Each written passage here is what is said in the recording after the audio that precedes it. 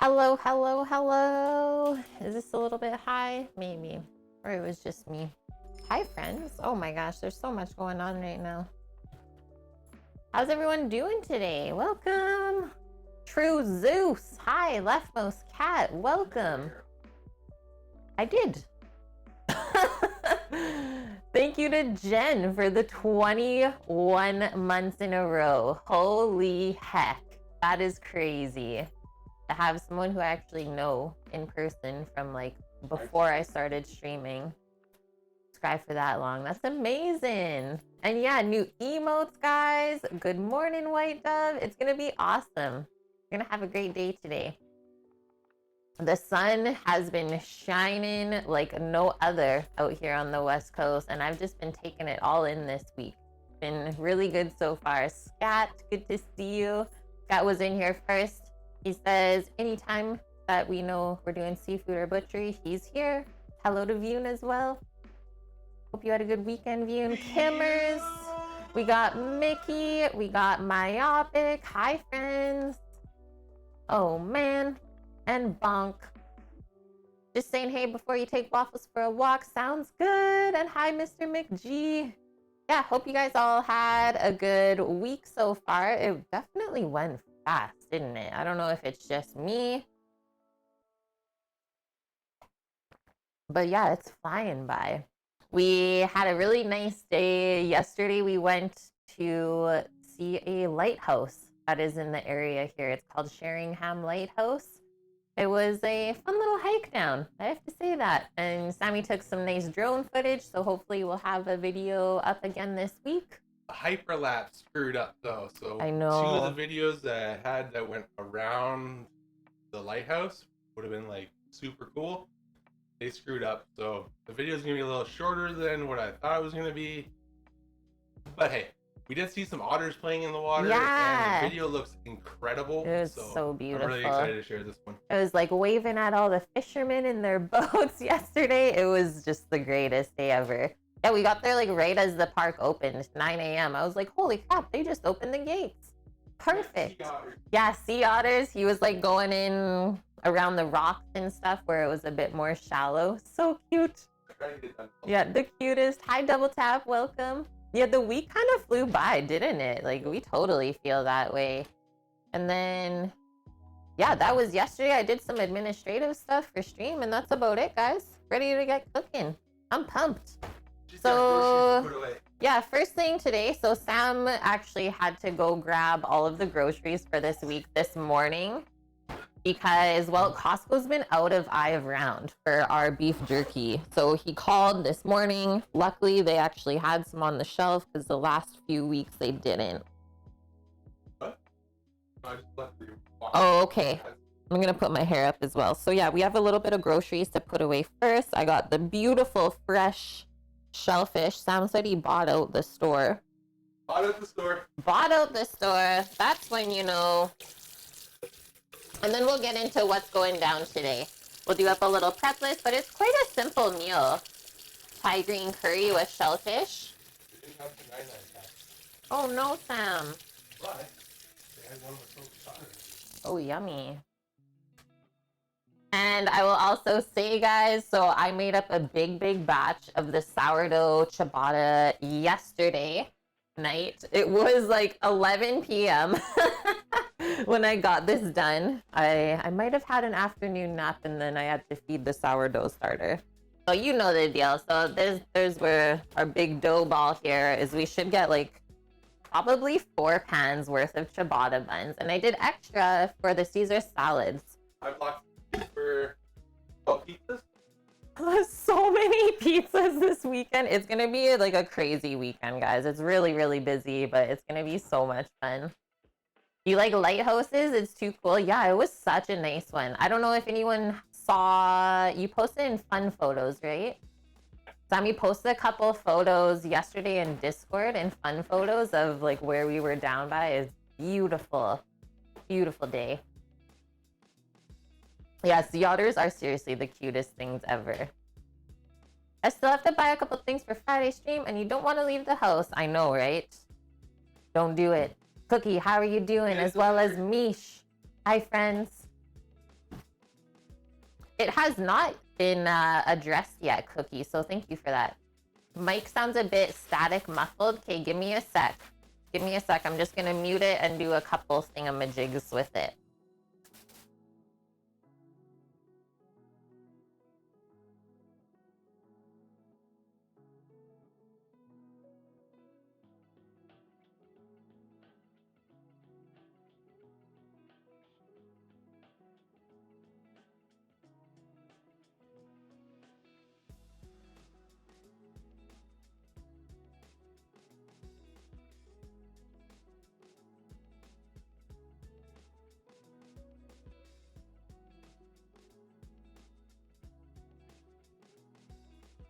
Okay, I fiddled with the wire a little bit. Maybe that's better. If it's not, though, I'm not sure, really. But thank you for letting me know, Cookie. Okay, Sammy picked up. These are all the meats for our pizzas on Saturday. Front page stream as well. It's the same. Well, Sam's doing a lot of stuff in the background. Maybe that's it. He said he'll listen on his headphones. Get a nice clear idea. What else? Yeah, look at this. Like, Sammy brings this. This is the box of shellfish. They just like put the labels on top of it. It's like, here you go. But I think it's all, yeah, they all packed it in nice. It looks really good.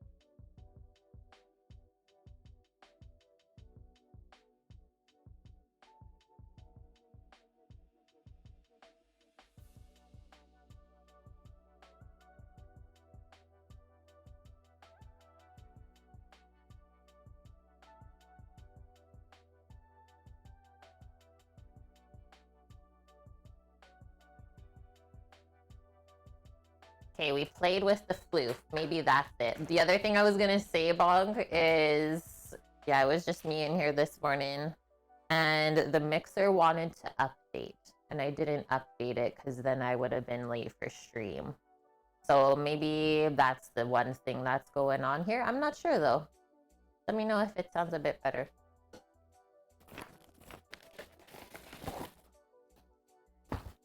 You know, never a dull day here at Cook with Kate headquarters.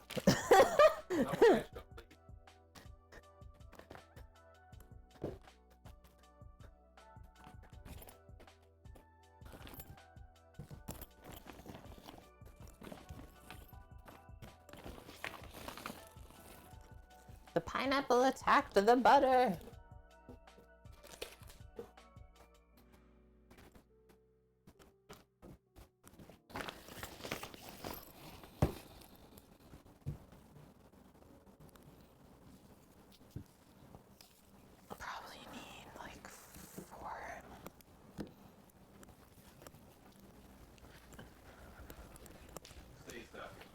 Hello? Hello, hello, hello, hello. Is this sound any better? Is it still staticky?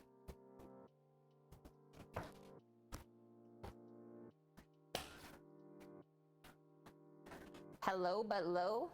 Okay, so we just turn it up a bit more. Do do do do do do do do do do do do do do do do do.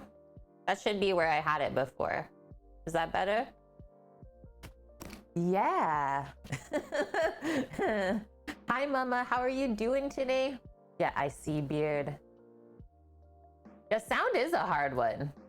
It's like, well, if there's no video, well, I guess there's that, but sound is always a fun one. It's better? Perfect. Who knows what went wrong? Okay. Icy beards are no joke. You got glasses now, like you can see me clear. Nice, Mickey. Like your first time having glasses? Is that what you're saying? Yeah, we're doing great, Mama. We're doing really good. Like I said, the sun's been shining. I've been soaking it up. Things are great. It must be. I totally would be okay if we had gremlins. I think they're so adorable.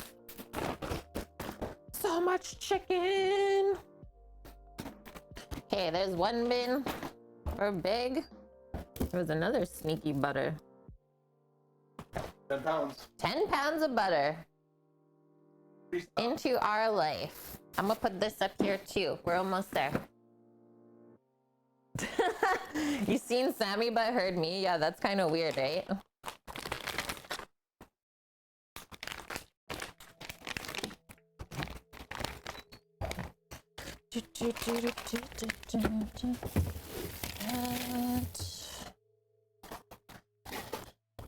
That and that.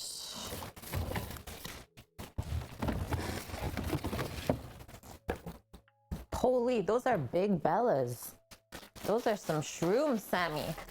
Oh yeah, Sammy's grabbing toys too. How many places did you stop at? 4. Bajillion. 4. Costco stays on. That's my turkey.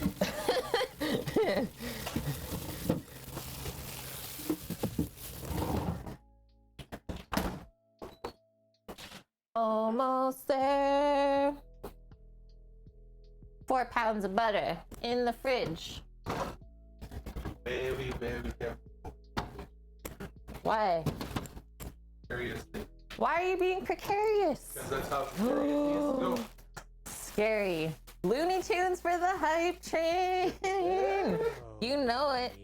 You know it. And Slothman rolling in here for 5 months already. Yeah. How?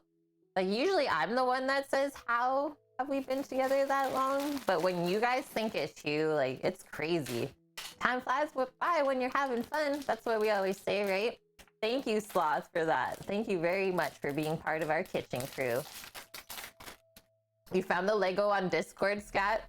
Hype Train needs some custom cars. Okay, yeah, you can open those. You open those up, Sammy. I just needed one. Just I one? got the one I wanted. Which one? I guess we couldn't anymore. Oh, I didn't know. Hello, baby Orca. Good to see you. I hope you're feeling better. By this, you should be able to tell that. Oh, man.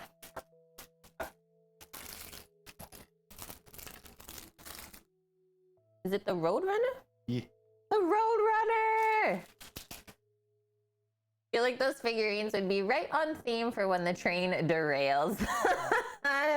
That's so true. Oh, man. Now I just want to watch Looney Tunes. And they are, Mama. So that's the thing with the minifigure bags. When you pick them up, so they tell you all of the figures that you can potentially get. But the bags, you can't see through them. So you literally have to be in the store feeling the bag for like the little pieces, if you imagine how the character would be. And sometimes if the person working in the store is like really nice, they'll kind of help you, guide you along to how certain pieces should feel. But yeah, so it's a blind bag, so you don't really know what you're gonna get. Kind of sneaky that way. It's really cute. I saw these on an Instagram post from Lego this week. I was like, Sam. So he surprised me with those when he came home today. So excited. What is that little thing he's got?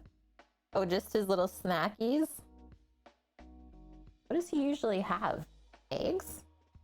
Nope. Nothing. You just know he gets tries to get blown up by Wiley. Oh. Sweet. That's really adorable. Seeds. Ah, thanks, guys.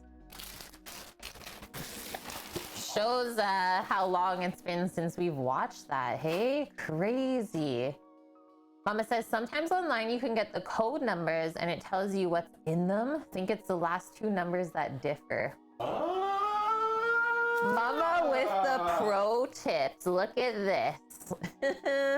Thank you for that, Mama. Sam's gonna check it out now. Okay, let's get into it. I'm gonna turn down the music a touch more. So this is how they packed the shellfish in the box for Sammy. So there's a couple different quantities here that we can look at on the bag. So we got 3 pounds of manila clams. Total price was $27. So what, it was $9 a pound then? There's for 5 clams? pounds in there. Or 5 pounds of clams? 1.3 per bag. Oh, wow. Okay. Usually it's only 1 pound bag, so we got a bit more. And then the Salt Spring Island mussels, 2 pounds of those for $17. I'll say, like, usually restaurants, when you get shellfish, however they have it prepared, you're paying minimum $18 for 1 pound of shellfish. Well, we got 2 for that same price, and the only difference is we have to cook it ourselves. I don't see any problem with that. So let's see what's going on here. So this is exactly what we should have with this.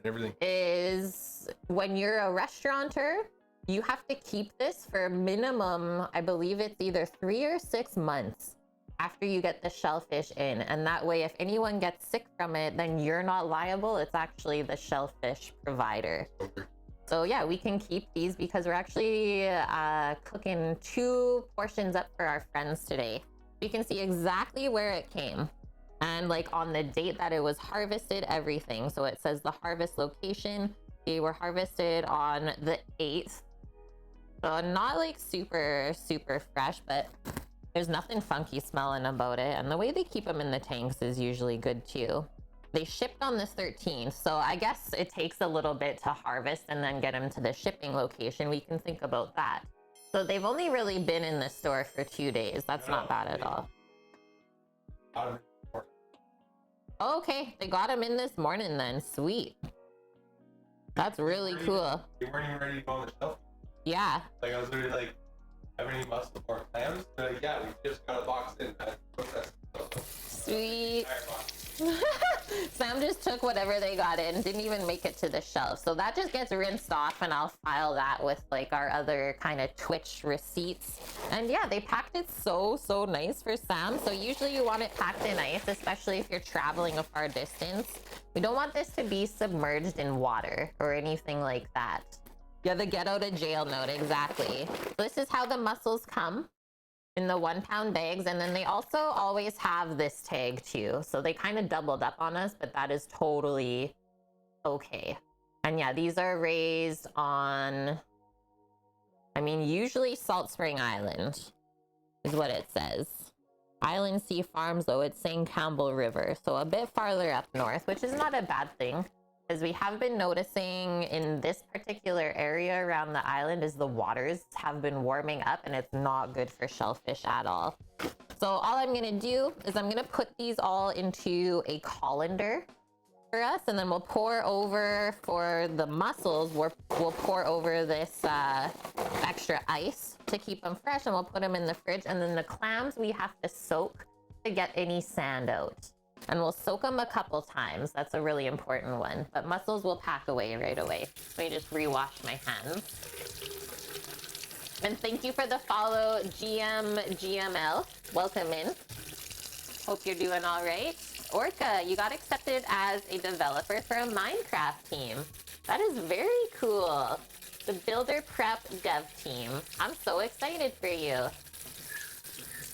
It is amazing. You're nervous and excited. Well, that's how you know, though. That's how you know it's like a good thing for you when you're both of those things, both nervous and excited. Are you okay there, my dear? Okay. Oh, man. Chat's gonna start wondering. Yeah. Okay, so this is what I did. So I just put that pan underneath to catch any extra water. And we'll open these up. And we can also pick through them. It looks like they're kind of gasping for a bit of air. So we'll see what's actually alive and not. You can see this one here, gone. So this is how to pick through. Anytime the shell is broken at all like this, that's a sacrificial mussel. You want them all to be nice, tightly closed. This is a beard, so Hold on. maybe we can... I'll go through them all first and make sure they're good, and then we'll go through again and pick all the beards off and give them a rinse after that. So closed, very good. This guy is a little bit open. Usually if you pinch it, it should close up. It happens slowly. I think this guy is closing. Yeah, he's like, Kate, I'm a little bit dry, so I can't close as fast as I usually can.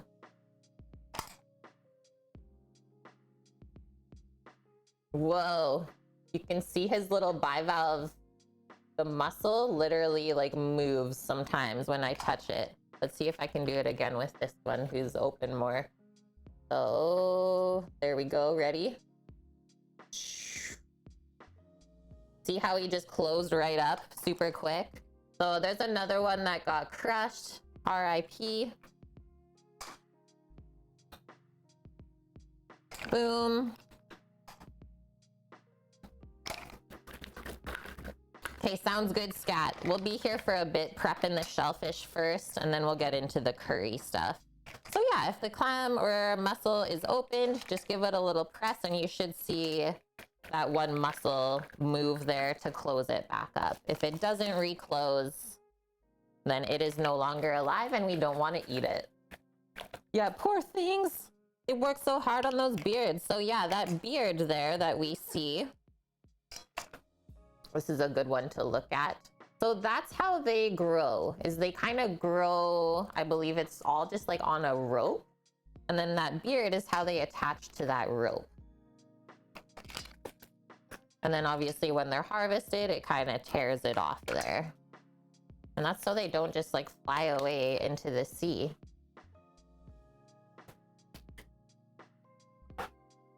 You could actually see it moving, right? And yeah, so I only threw out 2 mussels from that pound. That's really good. Usually you don't want to throw out like more than 5 or 6 per pound of the shellfish, because that means it's not really as fresh as they're saying it is.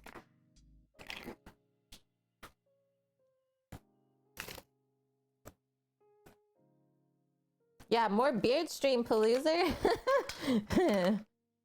And then some of these are a bit dirtier, so when we rinse these, we can kind of scrub that off. I usually just use like my nail. It comes off pretty easily off the shell just to clean it up a bit. And I would say, if I think back now, when I was working in the restaurant still weekly, I would be cooking, when it was like high season, about 60 pounds. This one has a little bit of its shell gone. About 60 pounds a week of shellfish like this. And I would be like the sole person that would have to clean it and like still prep the rest of my station. It was absolute insanity. Think back to it now and I don't know why I didn't hate my life.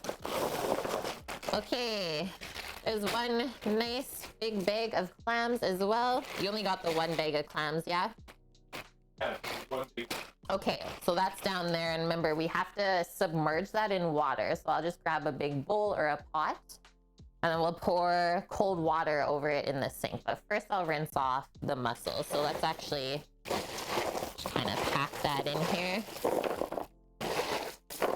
And I'm gonna actually put that in the fridge for now since we're focusing on the mussels. One thing we don't want to do is completely seal this up airtight, is then your shellfish will die because they are alive. So we don't want to suffocate them, that's for sure.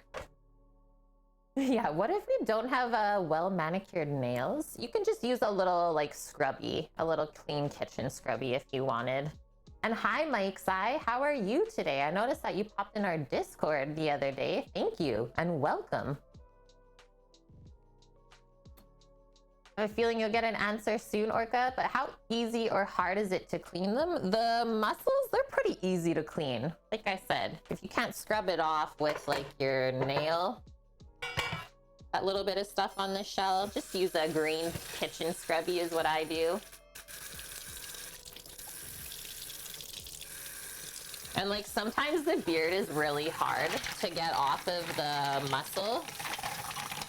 And if that's the case, you just have to kind of leave it on there. There has definitely been times where it's like, holy crap, I cannot get this off. Okay, so I just want to show you this shell is like quite dirty. So now I'm just scrubbing that off with my nail.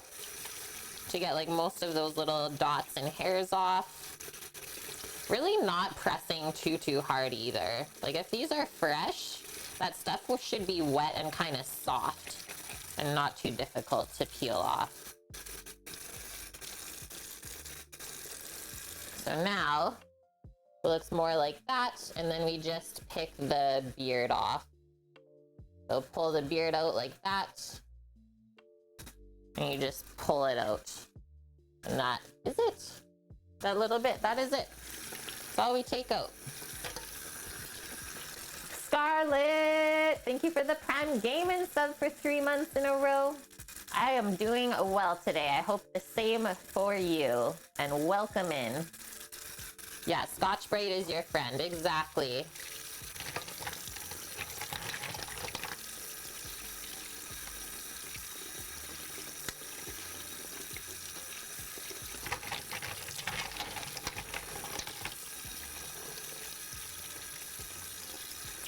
Who has had mussels or clams before? They moved the seafood orca to the next to the vegetarian and vegan spot. That's kind of funny. That's like kind of what you don't want beside it if you think about it.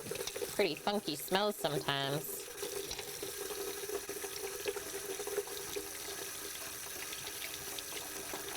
But maybe the vegans think it's not as bad to put their stuff by the seafood instead of the actual meat. Okay, I'm gonna try and do this pretty quick. Most of these are nice and clean and I don't have to spend a lot of time scrubbing them.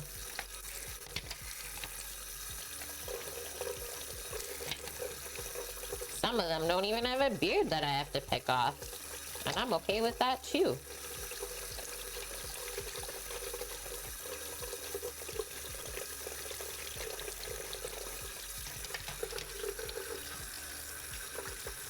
Had mussels, you're not a fan, Bonk? Why is that?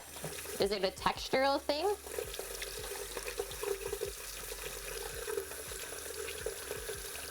And AJ Bear, thank you for that follow as well. Welcome in.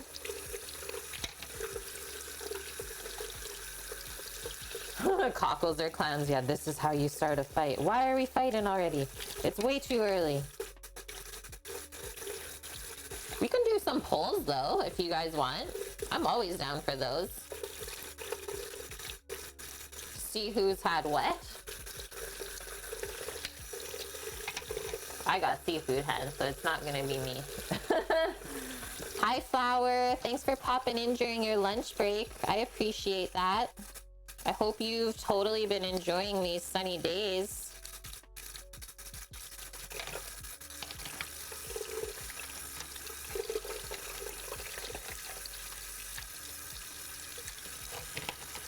Okay, we're about halfway through the mussels.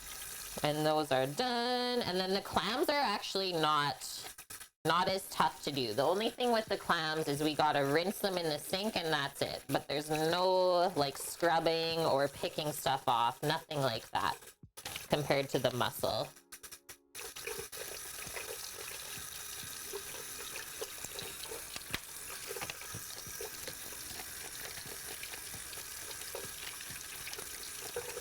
And if you've ever had clams, there's really nothing worse than getting a sandy one in the middle of your bowl. It's just like, how could you? How could this happen? Yes, guys, nice. You got a pull up, good. I think chat likes the pulls, not just me. It's how we learn a bit about each other. It's great. They're delicious with garlic, parsley, dry white wine. Food for the gods, yep. Oh, this shell was cracked. It snuck by me. Another one that we'll say RIP to.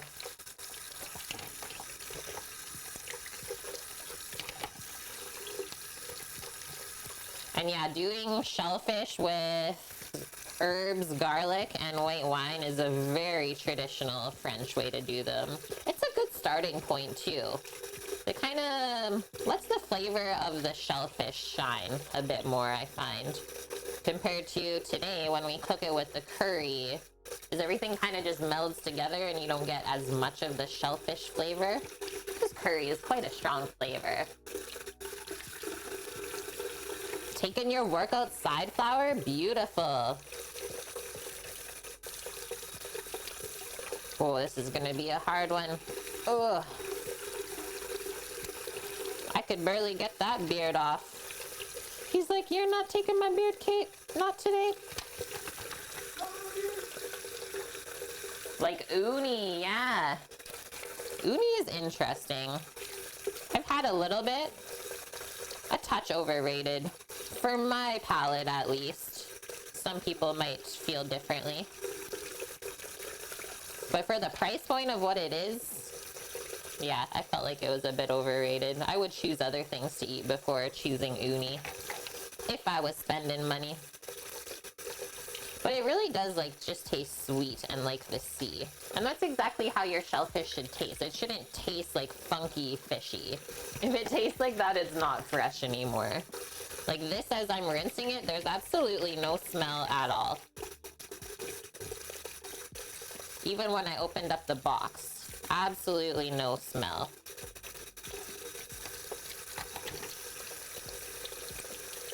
And then I will also say, because we're processing right now the shellfish with tap water, which is obviously not seawater where the shellfish is used to being, we don't want to prep the shellfish until like right before we're ready to use it.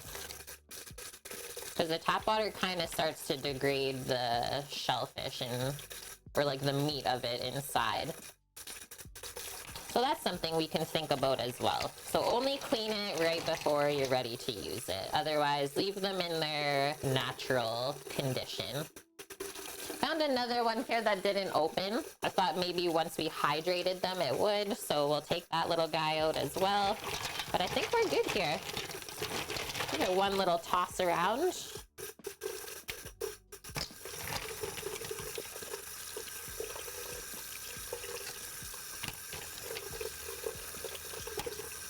This is definitely one thing that I know Sam and myself are gonna miss when we go back into the prairies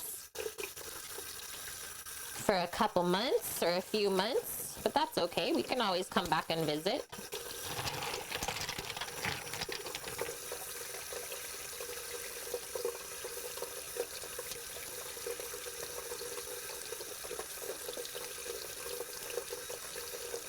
And I guess that also means we'll just have to take advantage of the fresh shellfish while we're still here. And I think Sammy would be okay with that.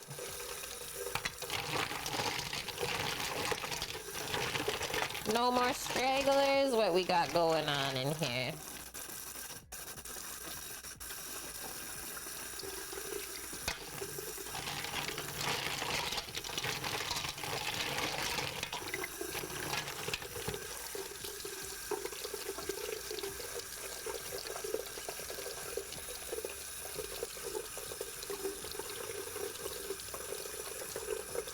Okay, I think we're good. One final spritz.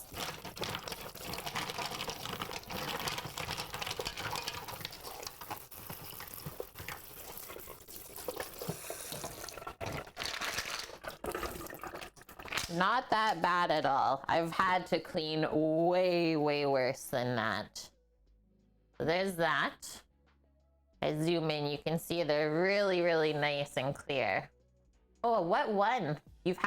Did both win? Mussels and clams? 62% of people have had those. So yeah, if we toss these around, just kind of look them over. They're really nice and clean. There's no furry or fuzzy things sticking out. There's no shells that are randomly open or anything like that. These are just good to go. You can keep them in the fridge. And one way to keep them just that much fresher is I'm gonna wet a clean kitchen towel, just damp, and we're gonna place that over top to keep some moisture in there because this is open colander on the sides. Torino, how are you doing, dude? Okay, I'm just gonna wash up my hands. Absolutely no cross-contamination here. I've never had cockles before. I feel like that's more of an East Coast thing because Maddie was talking about it quite a bit in his cookbook. I've never had cockles. It's kind of a funny name too, isn't it? You're eating your emotions. And welcome, Matt. How are you doing today, dude? Cockles are big in Thailand? Yeah, maybe that too. Maybe that too. Okay.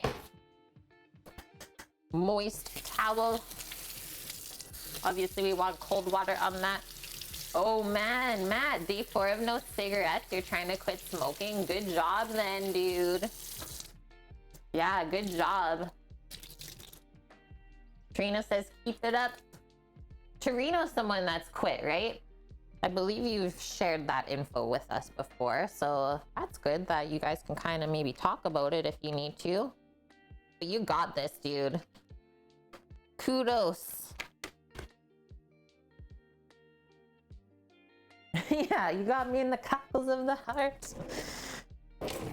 We still have been watching Pirates of the Caribbean, so that's kind of funny that we're talking about those. Orca, I've never started smoking, so then I don't have to quit. Oh man. Logic is logic. But yeah, it's like, it's better for your health if you quit, better for your bank account, you'll be able to taste more of your food, all good things really. Other than maybe getting breaks at work, but I think you're still working from home, so you can take those whenever you want. Hungry all the time, but you can barely eat? Oh no, dude. Plus allergies are tearing you up, so you're just like getting crushed right now then. You're just powering through. Kudos, man. I know those times are always tough, but when you come out on the other side, it's like, wow, I am the ultimate powerful human being. It'll be good. The hunger all the time subsides in about a week or so. Okay, see? There's all sorts of people in here that can help you out. Got guys and gals. All of the above. Okay, nothing's fitting in that fridge, so we'll come over here. Stuff's barely fitting in this fridge, so now I don't know what to do. Okay, I'll just take out all the green curry stuff that we're gonna use anyways. We got a full house in these fridges today, friends. Got 12 pizzas on order for Saturday, absolutely sold out. Got four meals tomorrow that we're cooking. And 4 meals today that we're cooking. Crazy. You've never quit anything in your life, so that's a first for you. Boom. Maybe it's a thing that happens when we get older. I don't know.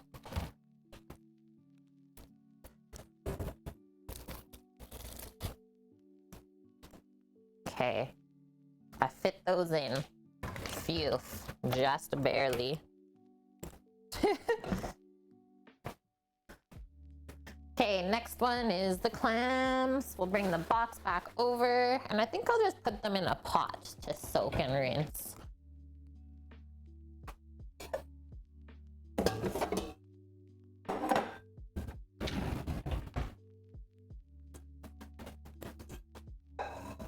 Put your patch on your arm and made sure you didn't buy any smokes. There you go.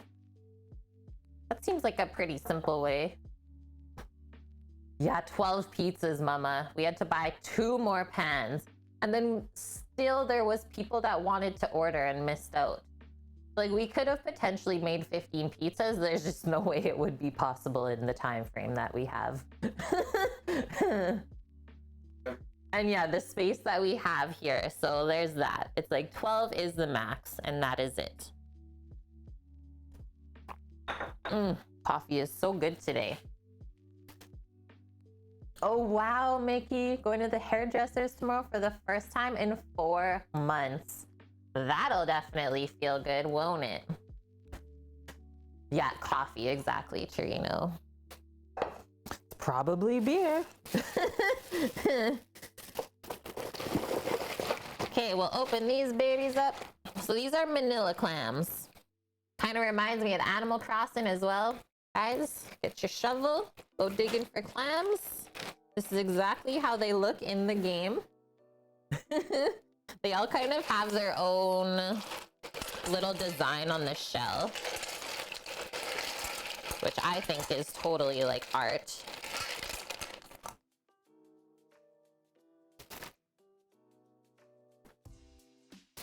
We'll save this ice for after these have been rinsed, and just gotta look through. So this one is crushed. Definitely don't want that. That one's fine. It was just getting some air. That is a rock, and we don't actually cook rocks here in the Cook with Kate kitchen, so that can go. Surprise! It's not a clam. Ouch, that would hurt though. Imagine someone trying to bite down. I mean, you don't really eat clams whole regardless, but it'd be like, interesting. Who would throw out a rock like that? I know, Matt. I know. Hey, so now I'm just gonna clear out the sink from our little mussel shrapnel that we had. We're running cold water. We don't need it to run like at a super fast amount. So yeah, we just get that into the sink, and I'm gonna keep the water kind of running over it for about half an hour or so. And then I usually do 2 times where we'll drain the water that's in the pot, kind of look at the bottom, see if there's any sand that came out. Do that about 2 or 3 times until you're like, okay, there's absolutely no sand in here. I like to first fill up the pot and then just get that little dribble of water. So once those are done, I'll quickly wash up my hands, or actually I'll go to the bathroom right now. I'm gonna go take a quick bathroom break. I'll wash my hands and then come back. Hold tight.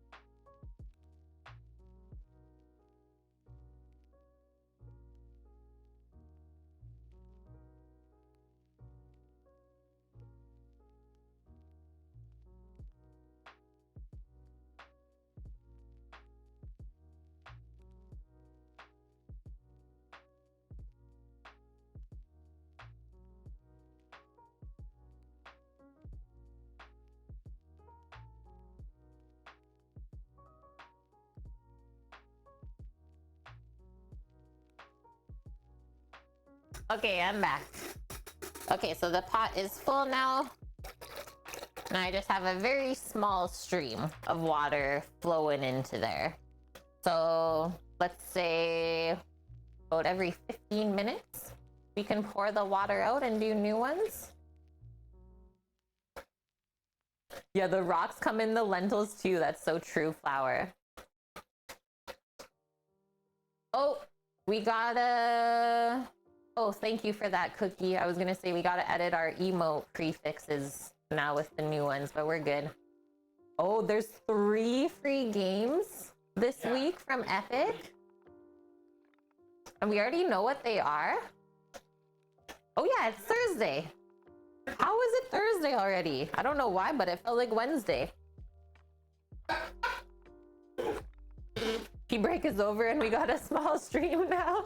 Okay, so One note on things that are going down. So these were in the freezer. These are 5 portions of Thai green curry sauce from a previous stream, just with, I believe, veg in it, which was eggplant, bell pepper, and mushroom. So those can go mixed in with the mussels and clams after they've been steamed for like a little bit of oomph in the dish at least to eat with our bread. So I'll just pop those, I think, in the fridge for now. They should be able to fit here. And then we're gonna make a separate fresh green curry paste to be able to steam the mussels in a pot with some coconut milk. And then we'll bring everything together, because I just didn't want the vegetables in this curry base to get too soft if we cooked it with the shellfish, because the shellfish does take about anywhere from 5 to 10 minutes to really cook it through. It all really depends. Always different. Welcome back, Scoots. And hello, AFK. How are you doing today? Wow, Scooter. Happy 15 months to you too. And thank you very much for being with us that entire time. Insane, friends. Thank you for all of the resubs so far today. Oh, a VR game bundle on Humble Bundle. Thank you, Double Tap, for all of this info. Okay, feels like I'm just starting the stream, but we've been here for almost an hour already. And we've actually done a bunch of the hard stuff for today. So what I would do for my prep list is, yes, I would definitely start by preparing the shellfish, whether you have clams or mussels, and clams and mussels. So the mussels, we know that we take the beard off and then scrub off whatever excess stuff is on the shell. And then those just get put into the fridge. And then the clams, we know that we just have to rinse any sand out. There is sand both inside of the shell because they open and close in the sea. Sometimes the sand gets in there and they don't really care about it as much as we do. And there's also sand that can be stuck on the outside of the shell too. That's why we kind of like give it a nice mix around in that water before we drain it out a couple times. So those are both cleaned. And like I said, that's a big one off of the list. So first things first, get it done, and then you can focus on everything else after that. Thank you for doing that editing, Cookie. I really appreciate it. Beards good on Sammy, beards are bad on mussels. Yeah, noted. Oh man. Okay, so next thing we're gonna do, I think we're gonna do our bread. So I like to eat my shellfish and have some tasty fresh bread for dipping alongside of it. So yes, there is Thai influence in the shellfish today, but it's almost like a fusion sort of dish that we're making if we're gonna serve it with bread, because that's not typically the case in Thailand. Thailand, you would most likely be having rice and maybe potatoes if you didn't have rice with it. Yeah, how many mussel beards is it gonna take to get one Sammy beard? Oh, many. Many, many, many. Yeah, fusion. It doesn't often happen here, but this is gonna be a fun one. So yesterday night, 11 p.m., I was crazy. I stayed up late. I made a 3 times batch of the King Arthur baking, the sourdough ciabatta. So this is gonna give us lots and lots of bread. We need enough for dip in today, as we're making 4 portions of this dish. 2 are going to our friends. And then I also wanted enough of the ciabatta bread so that we can make croutons from it for our Caesar salad on Saturday's stream.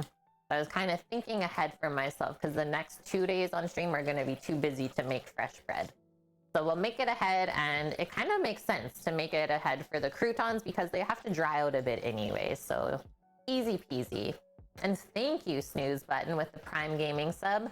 9 months in a row! We made a Twitch food baby together. Congratulations, and thank you, Snooze. Let me know if you thought of a name for it. The last baby we made was with Mish, Tiwi Mish. She made tomato soup, grilled cheese together. Okay, so the next thing we'll do is the bread. We just have to divide it up. This is one of my favorite types of bread to make. Is all you do once it's out of the proofing bowl is you pat it out into a rectangle if you can. And then you just cut it with your bench scraper. You don't have to do any rolling with the dough, nothing like that. You just cut your rectangles or squares, put them on the prepared sheet pan. They proof a little bit more and then they bake. One of the easiest.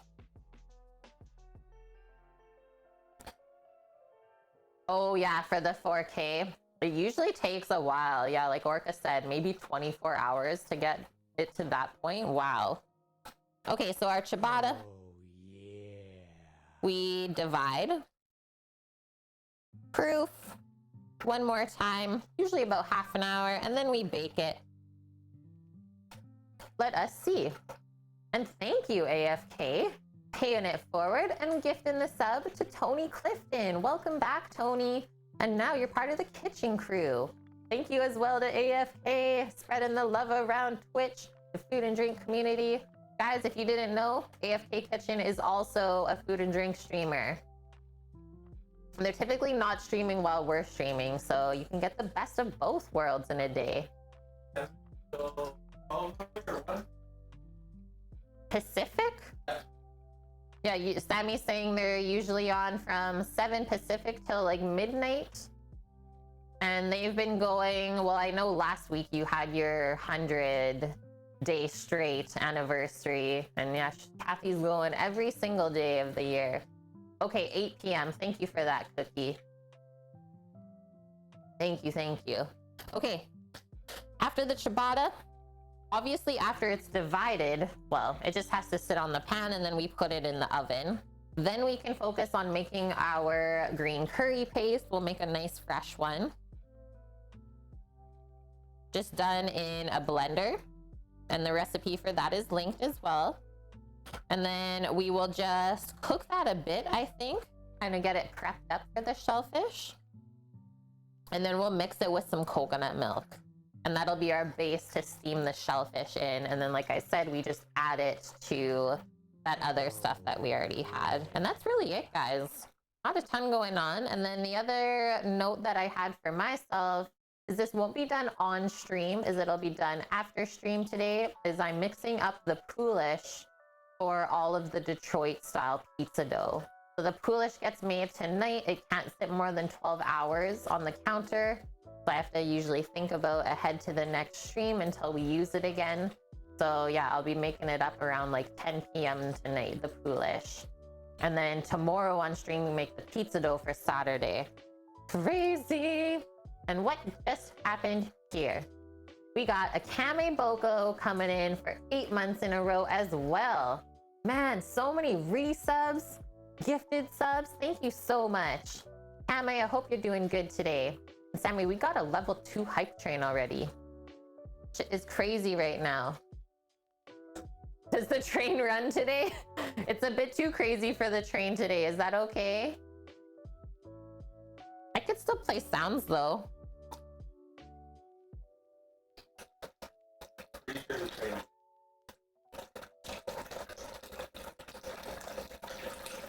Let's see.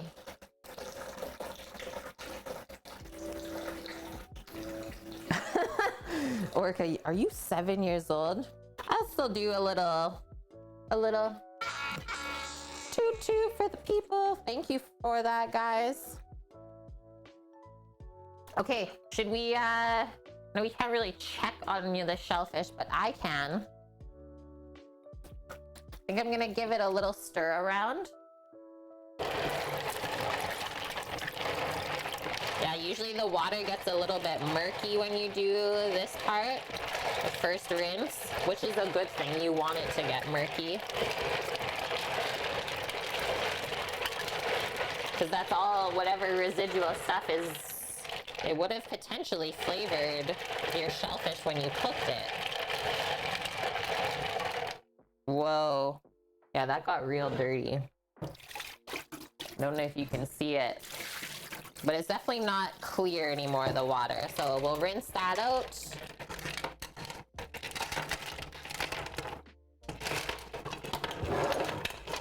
There's not much for sand buildup underneath. There is a touch. We'll definitely go at least one more time.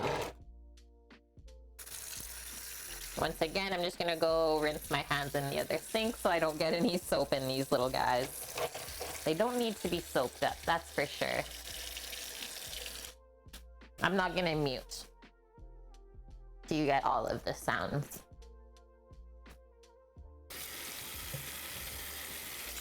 We're clamming and a jamming.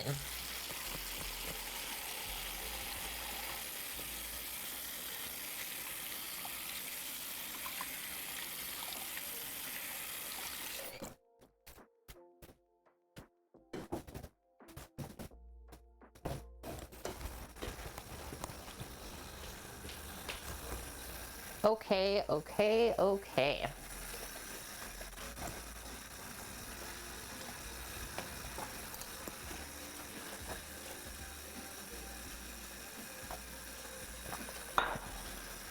Turn that down again. Just gonna do this for you guys as well. There's all the recipes linked today. We got the Thai green curry from Recipe Tin Eats, which is my favorite one. And then she also gives a Thai green curry paste recipe, which we're gonna follow right after we do the buns. And then the last one there is the sourdough ciabatta, which is one of my favorite recipes ever. And hi, Eugene, welcome back. I hope you're doing well today. Okay, so what do we bake these buns at? So 425 Fahrenheit, I'll just make that note on here for myself. 425 F, so a bit higher heat. And then they will take, so first 10 minutes is at 425, and they say if it's browning too quick, you can lower the oven temp and do another 20. So potential 30-minute bake time. Easy mode. Blocka, hello, welcome in. Oh no, Eugene, I'm sorry to hear that. You were suffering from depression, so you had to step away a bit. Are you feeling better at least? Did you get the help that you needed? I know I'm someone that has struggled with my mental health. Kind of an ongoing thing, so I feel ya. And thank you for being honest as well. I think it's important that we know those things so we can take care of each other. Matt, yeah, we're still waiting for Kate to butcher a cow. Man, that's gonna happen in the food truck for sure. Feel a lot better after the 2 nights of WrestleMania. That's good. That is great to hear. Yeah, let us know if there's anything that we can do to help. All right, I'm getting out my big cutting board for these rolls, and then we'll also prep up our sheet pans to put all the rolls onto.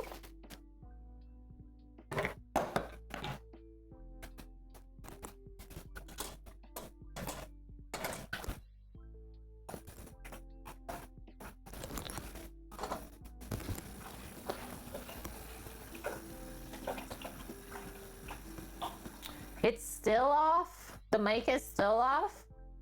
I thought we figured it out. Maybe I just have it turned up a touch too high? Okay, maybe that'll be better.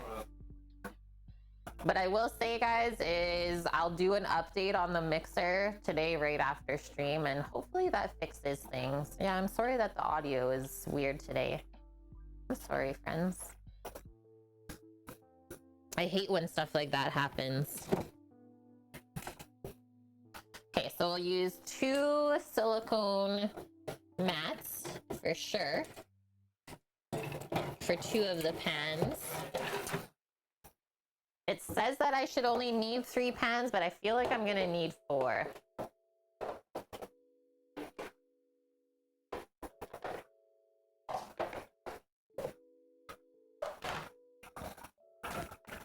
So we can just do some parchment on there. You're not gonna be able to talk.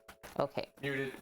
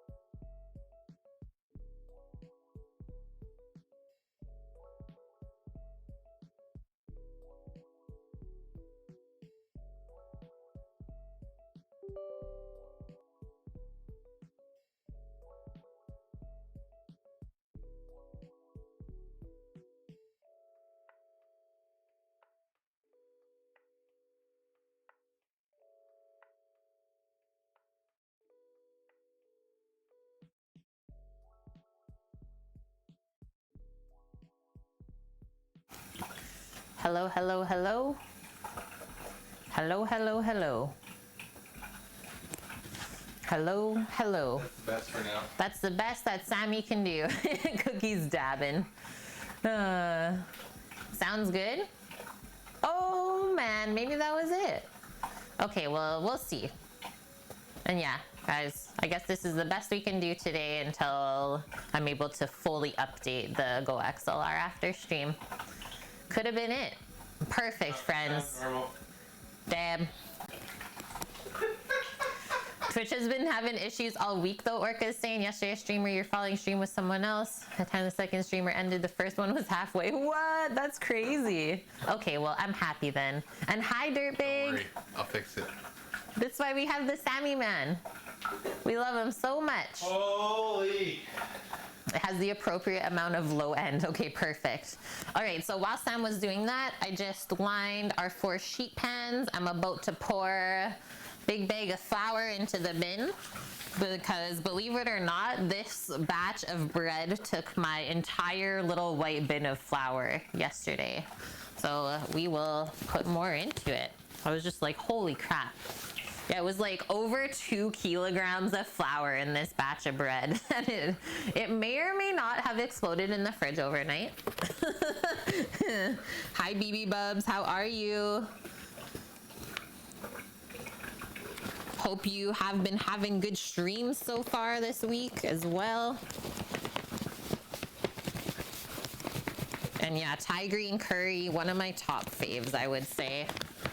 I love a lot of different types of curry, but green curry is something that, like, I don't even really crave. I'm just always down for. It's like, yeah, Thai green curry, I'm in. And it's also nice that you can kind of switch it between different proteins. So you can do like chicken green curry, you can do pork, but it's really, really good with shellfish, I find. One of your favorites? Yeah, me too. Yeah, this morning it was all over the fridge. Front page yesterday was a blast. Awesome, dude. I'm so happy to hear it. Yeah, I cannot believe we're like halfway through April, halfway through food and drink month already. Insane. Yeah, I opened the fridge this morning, Scat, and like both sides of this were just like blown out. The dough was like creeping down the side of the container. I was like, oh no. But it's okay. Okay, one other thing I needed is just as these are proofing up after we divide, my hands are gonna be messy. So I'm just gonna grab 4 clean dish towels to keep them from drying out as they finish proofing. And now we're ready to go. Because yeah, it's gonna get messy. Ciabatta dough is quite sticky. So flour bin over here. Yeah, R.I.P. dough. Exactly. And I need one more sip of coffee because it's so delicious. So yeah, typically one recipe makes, I believe it says 6 8-inch rolls. So they're like little rectangles like this usually. You like put it up to my face, like that. So yeah, we should have 3 times that, if not more. So let's put this off. She's definitely ready to go. Because I took this out about 4 hours ago, actually. But it needed that amount of time to really be able to warm up and use it properly. If the dough is too cold when you're trying to divide it, things just won't go well.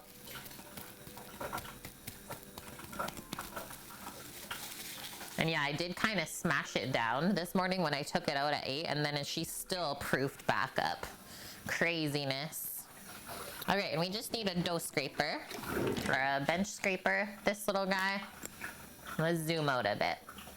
And then before we pour this, I'm also just gonna line the entire cutting board with flour.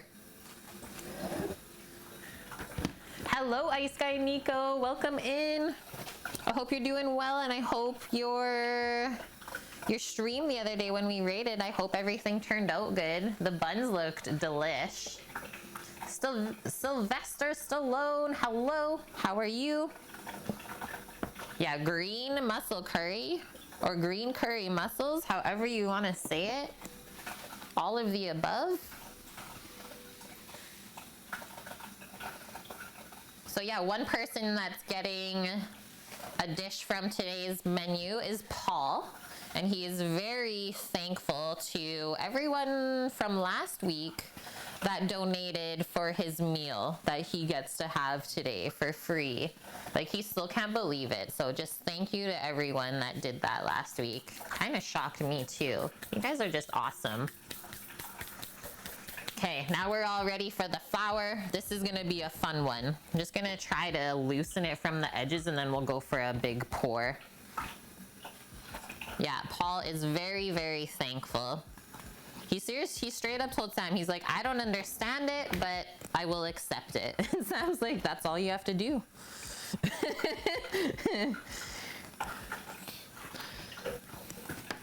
All right, we're going for the big pour. Hang on to the bowl, because this is not light. Holy, just a touch of gluten structure. Just a bit. Okay, now I just have to scrape out that little bit.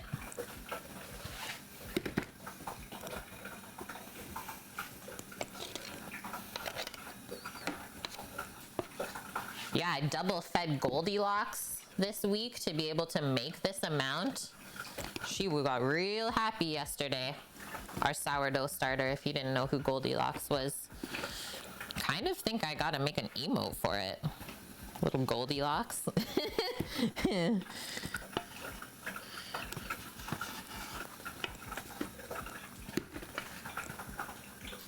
Yeah, but why? Because chat said, oh, okay, exactly, Torino. You have no choice. This is happening.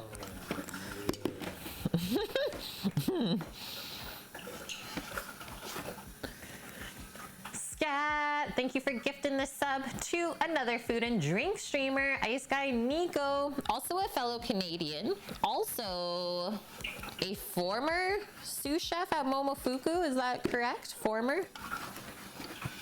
Which I think is pretty dang cool.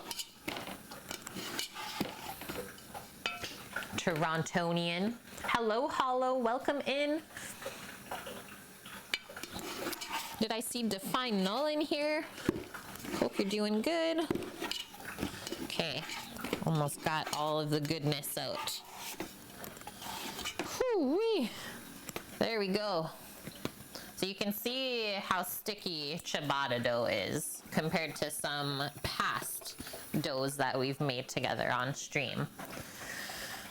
Okay, so remember I said this is a very easy dough to divide. Is now we gotta kind of center this, kind of move it over. It shouldn't stick at all. And then pat it out into a rectangle. So this is probably gonna fill up the entire board. Not even joking, guys. So kind of smooth this out as well.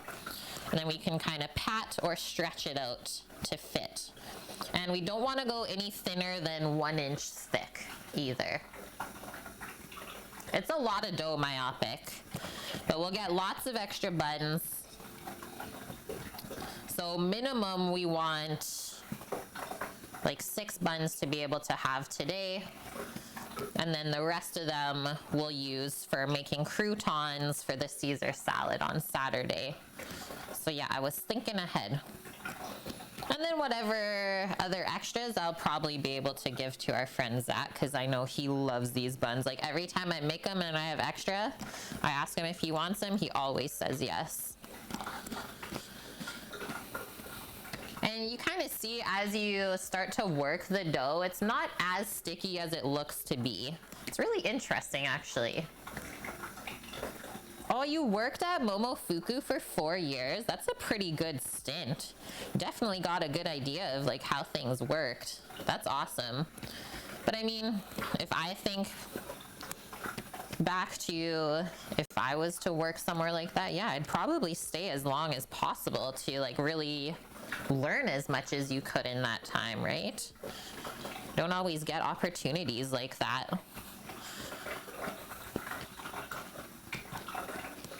So it's just really thick on this side, so that's why I'm trying to even it out. but we do want to keep the shape. Yeah, there's a lot of flour and dough being made this week on stream. Kind of crazy. And like as I'm spreading this out, I'm kind of feeling that it's not sticking underneath either, which it's not. A little bit more that way. I said it was gonna fill up the whole board, and it did. Amazing.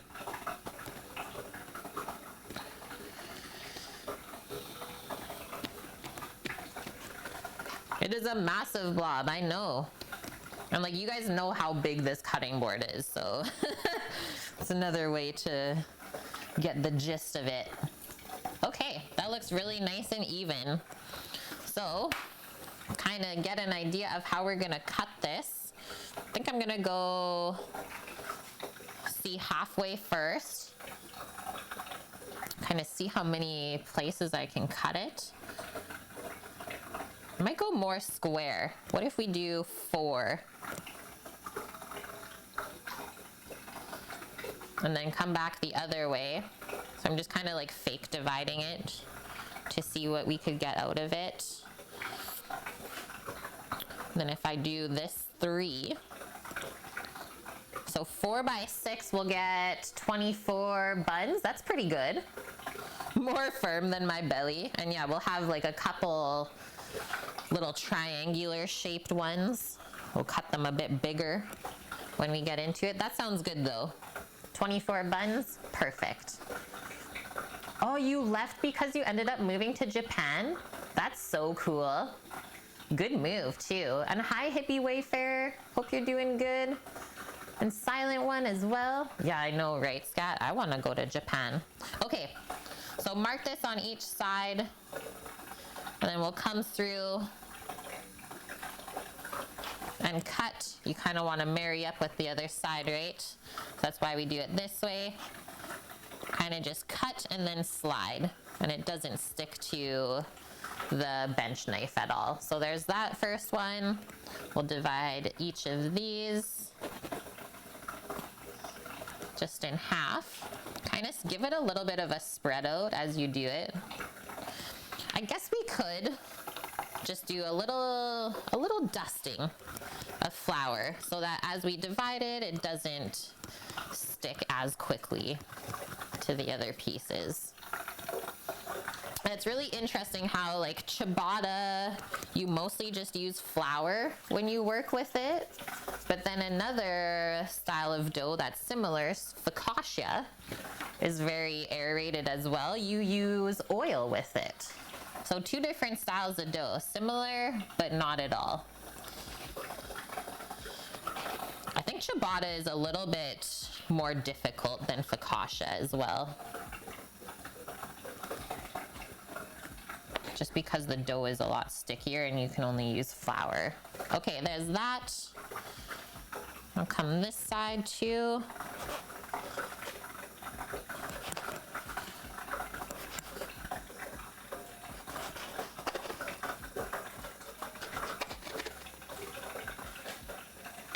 You want to go to a sumo basho? Imagine watching that.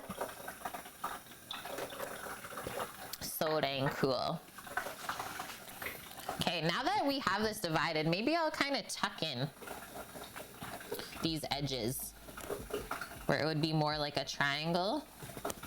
Yeah, that's better. And that way it'll bake more evenly too. So do that on each of the corners before we divide. I'm not patting too hard either because we don't want to take out too much of the air. All right, I think I'm just gonna start here and work away from myself. And yeah, each side we're dividing into 6. Go that.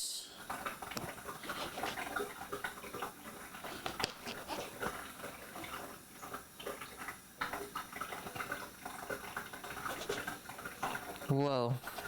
When the board is so full that this is a bit tough. Once we get this first part off, it'll be good. So once we have our little buns, we just slide our bench scraper under and transfer that over to the sheet pan.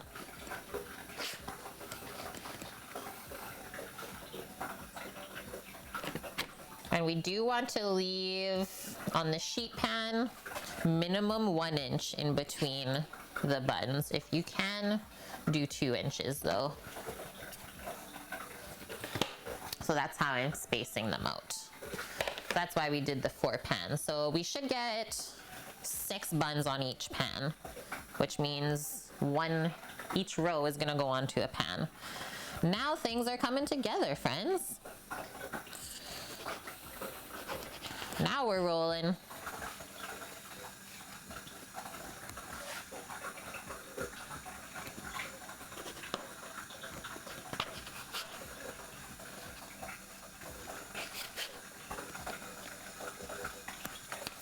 Beautiful. So now this guy, just gonna take it and put our clean dish towel over to keep it from drying out as it reproofs up, and then we'll just put it like onto the stove top, just in a nice warm spot in the kitchen. So you don't want to take too long to be dividing up this dough like this, because we want it all to proof at the same time. So go in half, and then I'll maybe move this down a touch as well. Did I see Torino already ate a bag of jerky? Yeah, you did. It's honestly addicting, dude. Okay, I'm gonna start on this side because it's a bit thinner.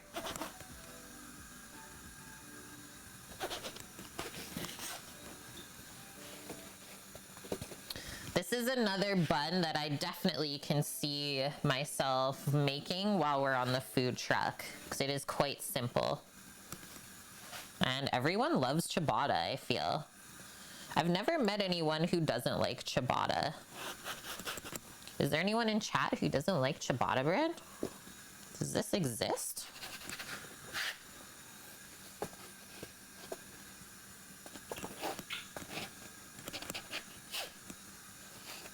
Those ones are nice. Really, really nice and square.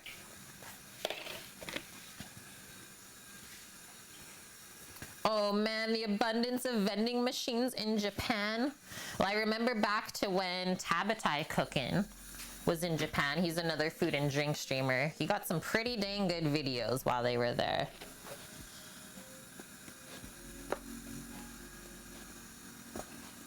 And yeah, it's all about the vending machines. Tuck in that little edge. Oh wow, Torino. So you're saying that the beef jerky saved your life. Thank you for letting us know this. There's nothing bad in it, so it kind of makes sense, dude.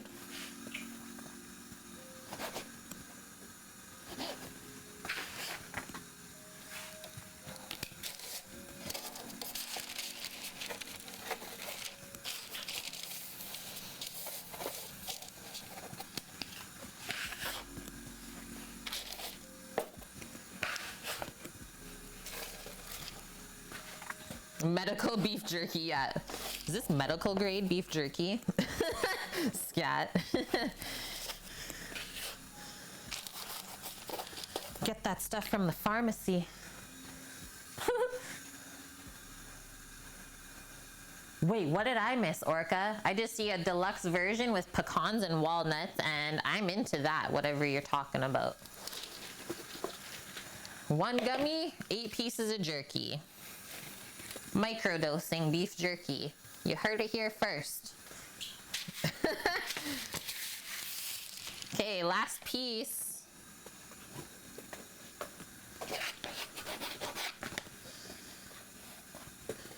Why are you wanting to stick like this? We've come all this way together. And now you do this? Okay, I think we're okay. Okay, halfway.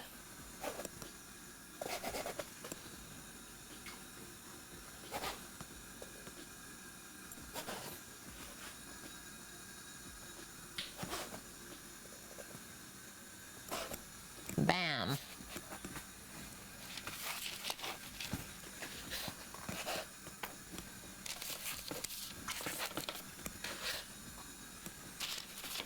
I'm just imagining the smell in the house when these start to bake in a little bit. Yum.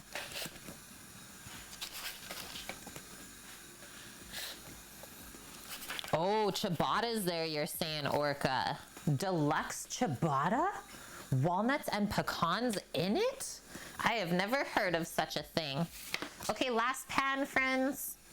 And then why don't we set a 20-minute timer and we'll check on these again at that point. We got bread everywhere.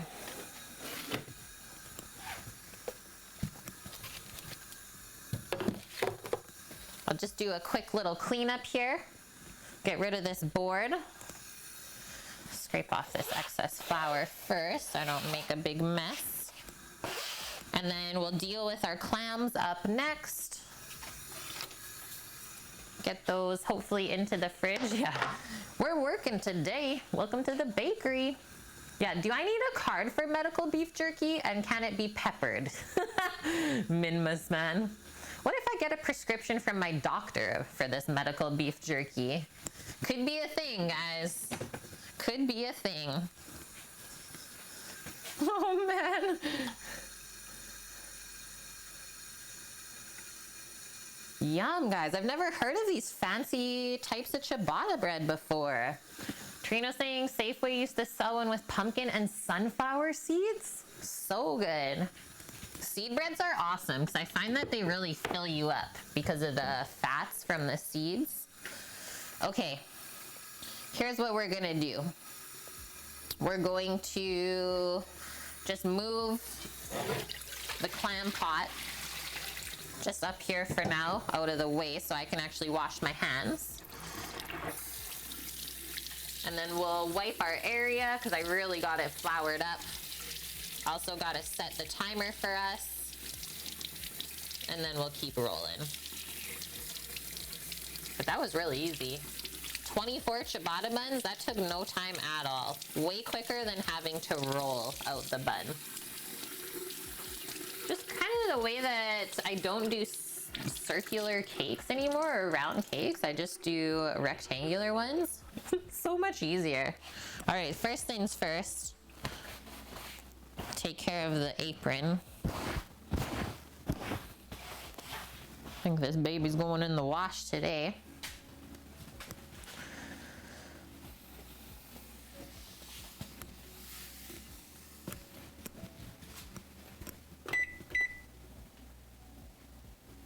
$20 minutes on that.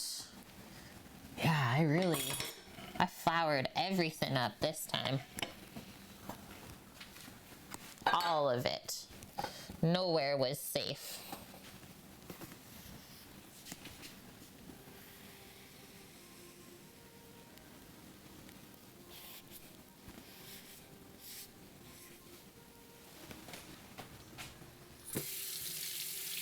Where is the best place to get a sourdough starter? So I have started to see that like local grocery stores have started to carry dried sourdough starters. But think back to the price it had on the shelf.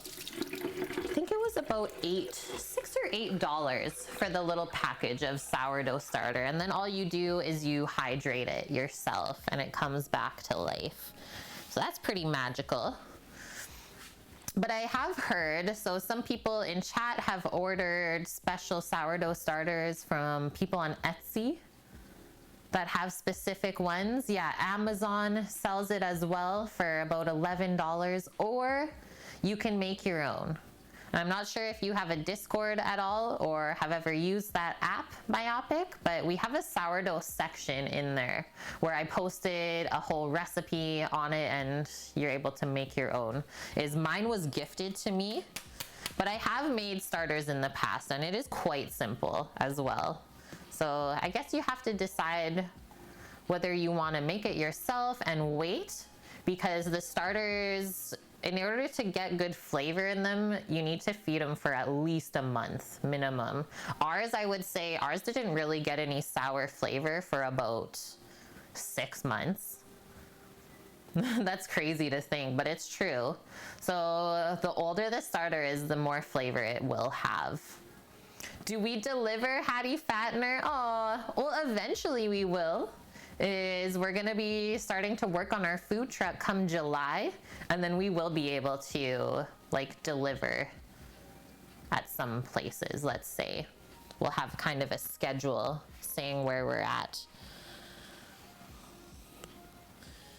But yeah, my starter was gifted to me from a family friend who got it going at the beginning of the pandemic, which is crazy to think about. So she's over a year old now, our Goldilocks.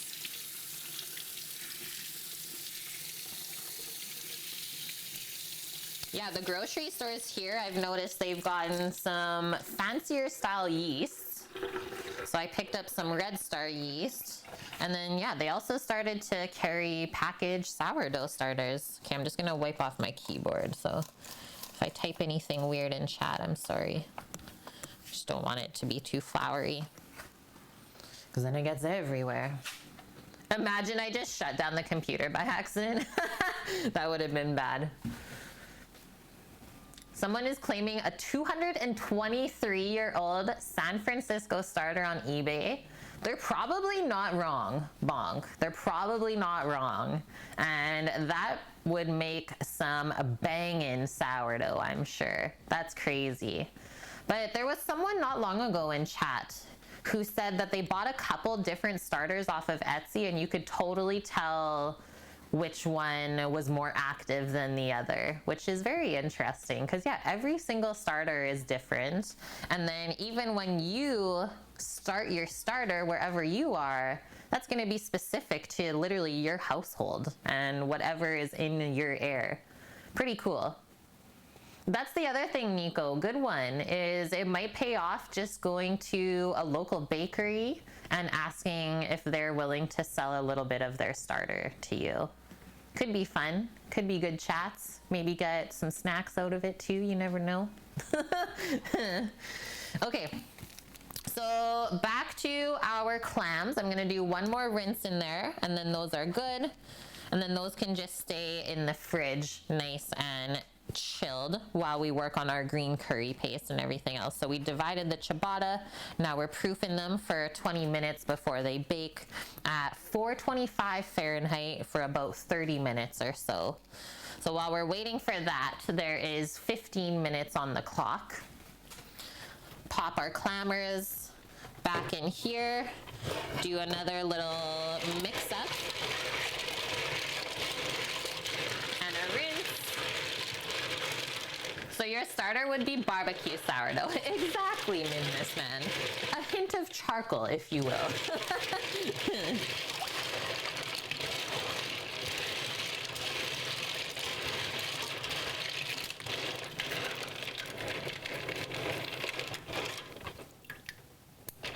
We even got some fresh seaweed in with our clams here. Ain't that nice? Okay, so I just hold them all in the pot like that, rinse out whatever is in the bottom, then we go again. And then when we take the clams out of the pot later, we don't just want to pour them, because then we might potentially pour the sand out with it, so we just take the clams out of the water and then the sand will sink to the bottom. Get that going again, and then I'm gonna quickly go to the bathroom again and wash my hands so I don't get soap in these guys. Hold tight.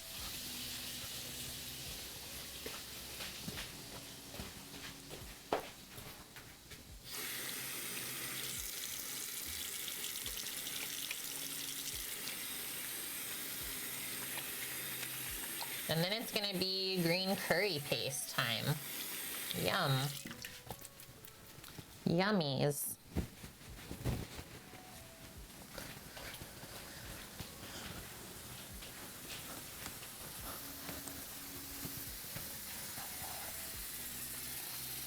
Okay, perfect. Perfect, perfect.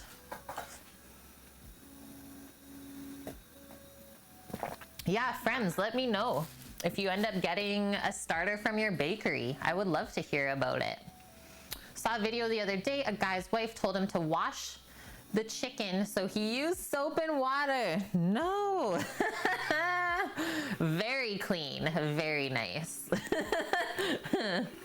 Oh man. All right. Just gonna look at this recipe here and then we'll grab the blender. So Thai green curry paste. From past experience, so I've cooked a fair amount of Thai food, mostly on stream, I would say. The Thai food that I've cooked in my life, we've cooked together on stream on Twitch. So over the past 3 years, we've cooked a bunch of different Thai dishes.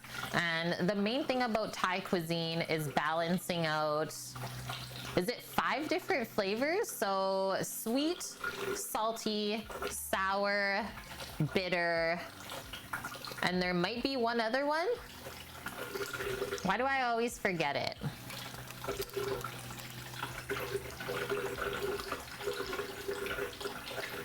Umami.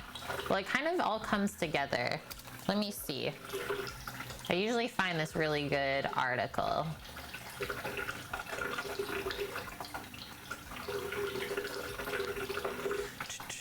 Oh, and spicy. Did I say spicy? Sweet, salty, sour, bitter, and spicy. So those 5 components are typically in every single dish in Thai cuisine. So then we have to start to think about it, like what are all those components going to be made of, right?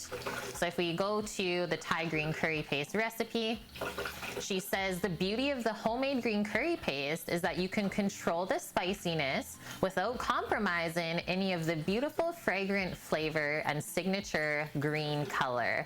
And yeah, Thai level spicy is up there, like really, really up there. So we will,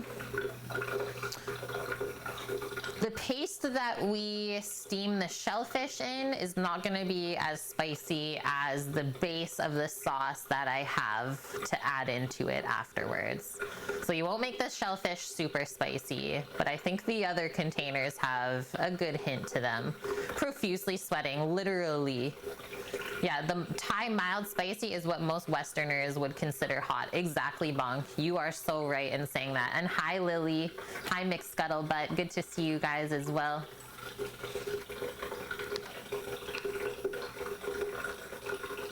Yeah, I will never forget the spiciest thing I ate in Thailand. Yeah, I didn't leave my room for a couple days. It was that dang spicy. Any fried chicken with the sriracha honey sauce is good with you? Yum, I'm into it. Okay, going down to the recipe. She says usually the main reason to make homemade curry paste is because you just can't get the same intense fresh flavor in a jar. And I think that's pretty true, especially for the green curry paste. It's like you really want the freshness from the cilantro and the lime.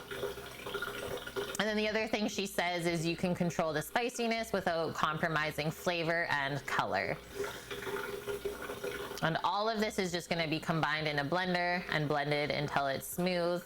And whatever extra you have, if you have any, it freezes really well in an airtight container. So you can freeze the curry paste and all you have to do is take it out of the freezer next time, combine it with a little bit of coconut milk and you're good to go. Sounds good, Jen. Yeah, it is definitely a week here on the West Coast to soak in as much sun as you can. So go enjoy your nice picnic in the park.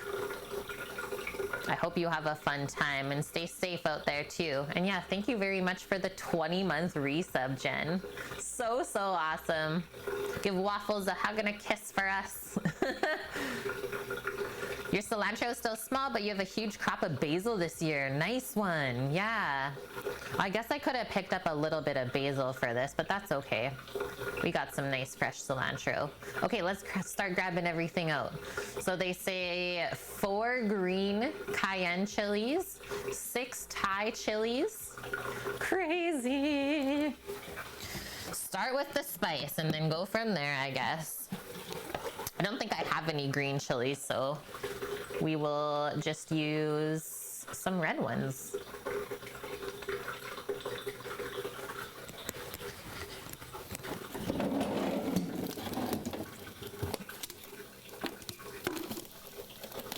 Oh, actually, this is what I have to use today. Is a couple habaneros. Is I've been clearing all the chilies I stuck in my freezer. You know, it might, not gonna mess with the color as much as a red chili would have, but I'm gonna use up these habaneros. I'm only gonna put 2 in, and then I'll save the other one. Even that might be too much. And then I have red onion, lemongrass, ginger, garlic. I'll grab those from the fridge, as well as some lime. When you were learning how to make Thai food, yum was a colloquial way of saying that the meal hit all the flavor profiles. Didn't know that yum had a deeper meaning. Neither did I. Gotta move the basil. It's crowding out chives and cilantro. Holy, that's a powerful basil, we can say. Very powerful.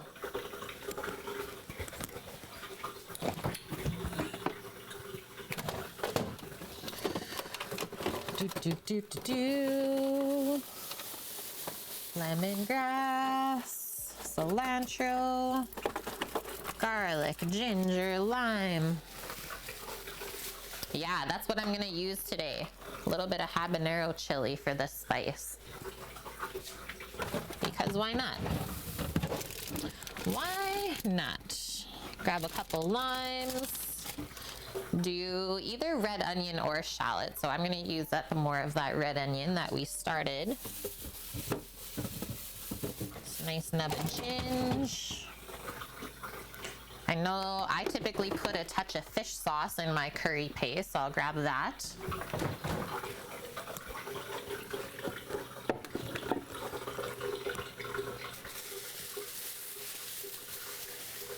Yeah, we just thought yum meant yum, but it actually has a deeper meaning.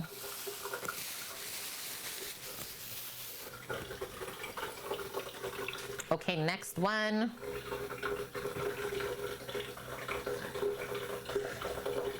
Chili, onion, lemongrass, ginger. Oh, I do need a bit more garlic still. So I don't ever keep dried shrimp paste in the house, but if you do, you can add that in.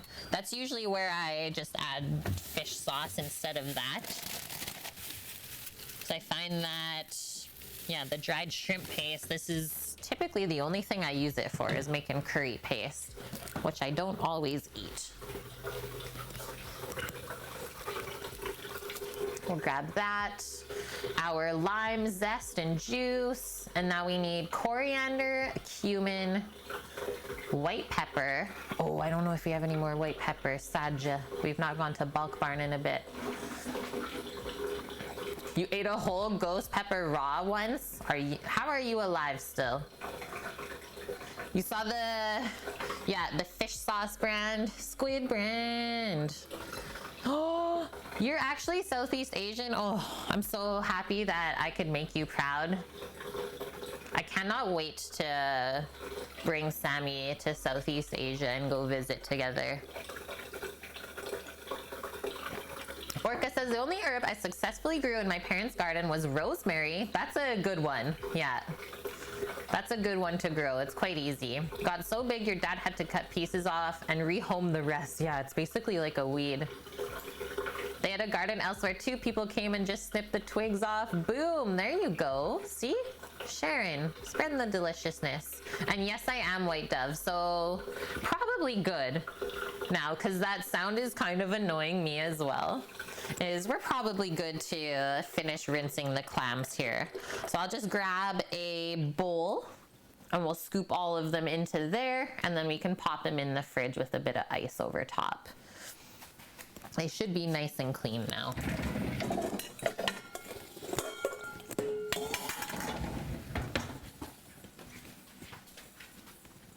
Nice, Sammy. Leia's vid is now 4K. The sound of the running water, yeah. You guys are... Kate, you're making me go to the bathroom too much. Okay, so I'm just scooping it out of the water, remember? So that all of the sand can sink to the bottom if there is any. And we've really agitated it. So sometimes you can literally have a clam that's closed and you think it's full of the meat, but it's actually full of sand. So that's why we really agitate and mix it around, just in case there is a clam like that, it will open up. Believe me, it's happened to me and it's crazy. You're like, oh my gosh, like if you don't find it until you start cooking it, that's not a good feeling. These are also really nice sized clams, nice and small. Be fun for picking later. Okay, there we go. Yeah, there was a little bit. I'm glad we rinsed those as well as we did, because there was a touch of sand in there. Okay, just gonna wash my hands up.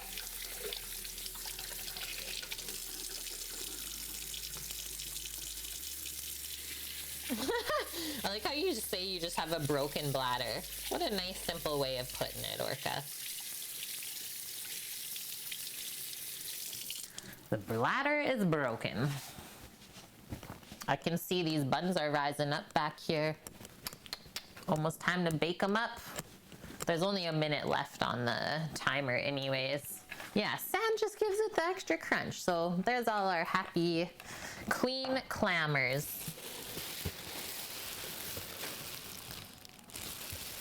I'm not even gonna pour the ice over them. It's too watery already. Take care of this stuff while we're here.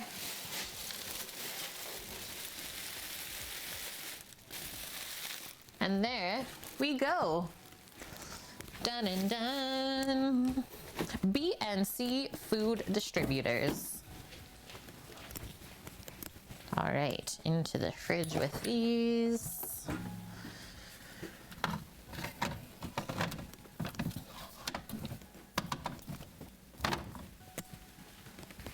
Now it's curry paste time. Curry, not so much in a hurry.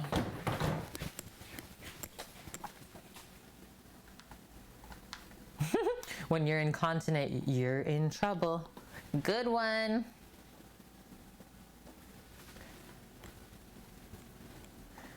Okay, other things that we need as far as spices and stuff go. Coriander, cumin, turmeric. Cumin, coriander. Optional white pepper. Oh, that's the timer for the buns. So now we can turn the oven on to 425 Fahrenheit. That'll take a few minutes too. Start that preheating.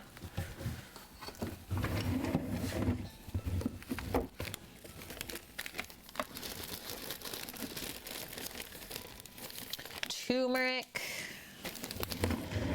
That is that.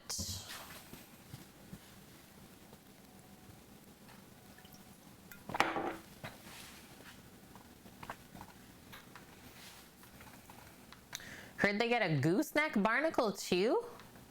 Like you get to eat the clams, McScuttlebutt? I've not heard of that. But yeah, we live on Vancouver Island. We live in BC, so we're taking advantage of all the nice fresh shellfish for sure. Okay, and then the last thing on the list, guys, just 2 to 3 tablespoons of water to bring the paste together if it's needed. If it's needed. Okay, we'll take care of these chilies first. So all I'm gonna do, I think, is pick off the top or trim it at least. So I don't know what that little bit of black is around the top there. I think I'm just gonna pick out the seeds too, because that little bit of black stuff goes down in there. Oh man. I'll do both of these and then we'll save the other really nice one. Maybe for some jerk chicken or something.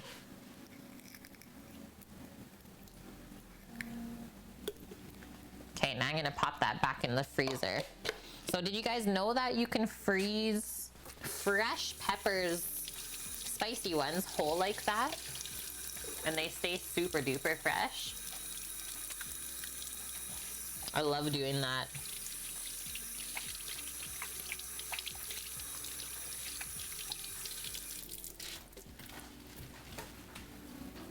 Should definitely wash that knife off as well.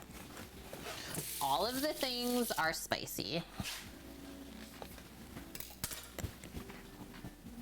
Thank you for the follow, Danger Bear Turtle Wolf. Hello, welcome.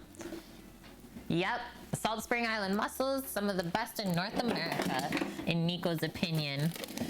I don't really think I've had anything other than that. So yeah, I wouldn't know better. That's all I've ever had. Trying to grow ginger in your garden? Cool. I think as long as you have enough sun, it should grow really well. Gooseneck barnacles are a high-end ingredient in Spain and they're becoming popular in California. Awesome, that's good to know. Yeah, I never knew that. And frankly delicious, hello, how are you doing? Yeah, you're welcome, Danger Bear. Let us know if you have any questions at all, as this is an educational focus stream, so we're all here to learn together. PI mussels are pretty good too if you're on the East Coast. Yeah, cannot wait to try them out one day. One of these days. Okay, let's get into the ginger, the garlic, the onion here. I always put, for the curry paste, I always start with the veg first in the bottom of the blender so I can really break it up. And we put the other flavorings on top afterwards. So what does she say? 2 shallots. So we can do like about 1/3 of this red onion. I'll cut a bit more off of the side. Do something like that. We'll just peel it up and then cut it into a touch smaller pieces, and then the blender will do the rest of the work. So we can just quarter this really. And that's like using 2 shallots. If you had shallots though, by all means do use that. Mom's outside talking to her little sausage dog loud enough to hear her in there, Paloozer. Hey, keep it down over there. Sounds adorable though. Cute little sausage dog. I'm in. I'm in. So now getting into the garlic. Probably do something like that. Then we'll peel it up. So usually I just smash the cloves to open up the skin. Makes it easier to peel.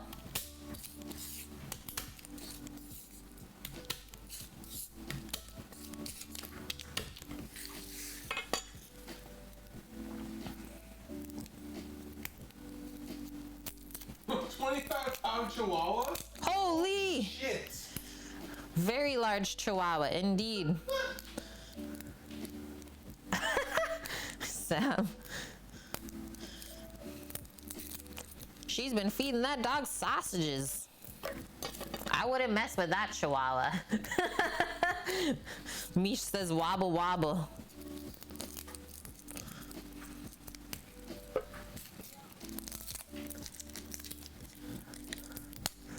Oh man. Here it comes. Shouldn't have let chat know that one, Paloozer. It's not a chihuahua, it's a chirola. Chirola. It's a mini tank, Bonk.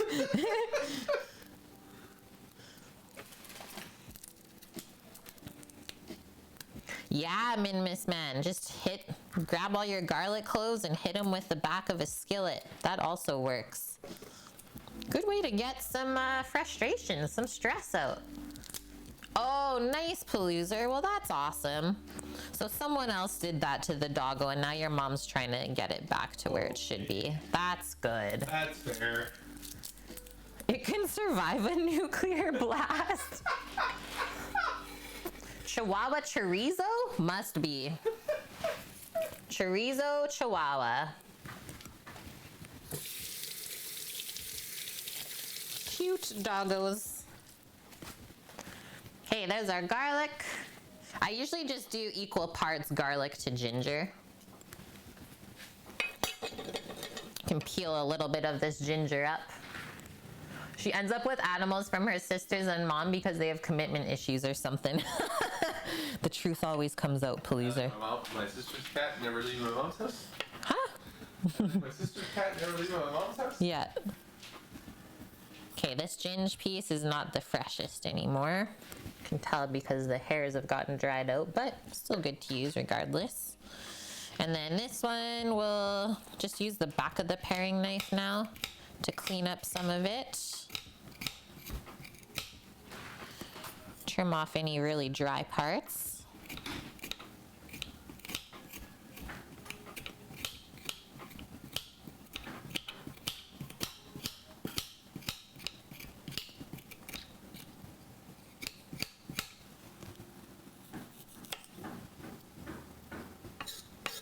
Should be a pretty good amount.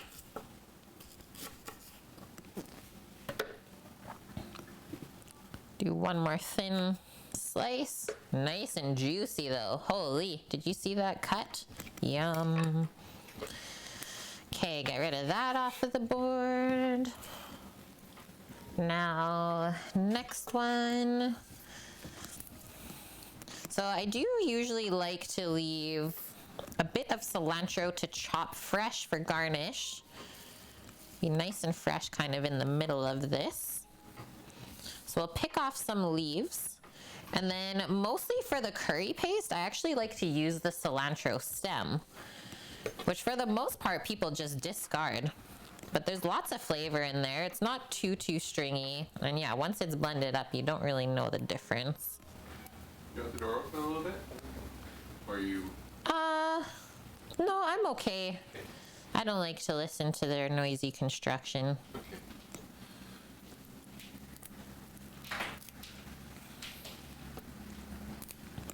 So yeah, pick all the nice leaves off that will save and chop up fine for the garnish, and then the rest of this can go into the curry paste.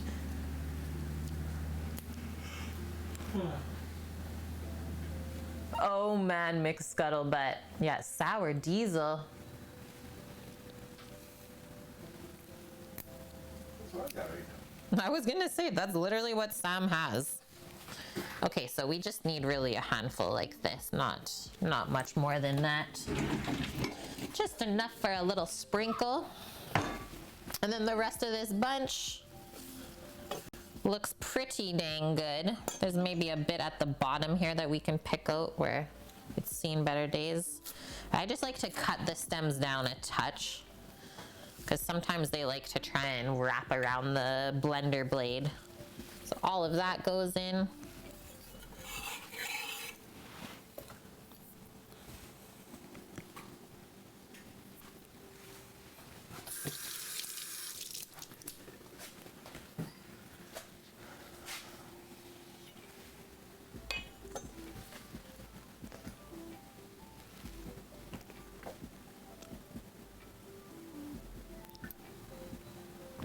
Yeah, New York legalizing recreational. Crazy. Okay, next one, lemongrass.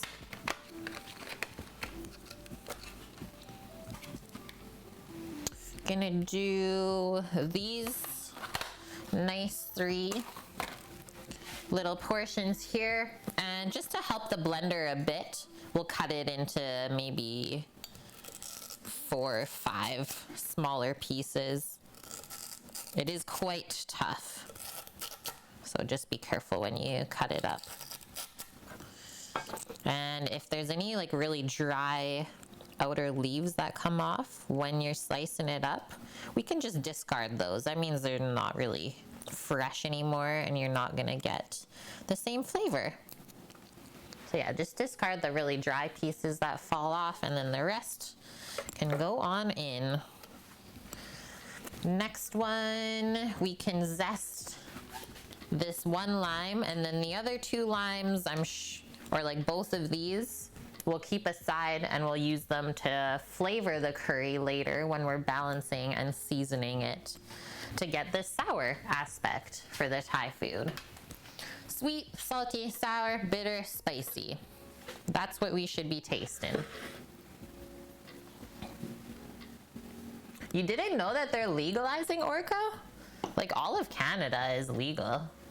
In 2 years now. 2.5 years. Still think you need a full carbon steel knife that develops a crazy patina over time. Also, you will appreciate the edge retention. You think I need that, cancel culture? I have one. I don't use it too often anymore. I definitely should. But I mean, stuff's expensive, you know? Can't have all of the things all of the time.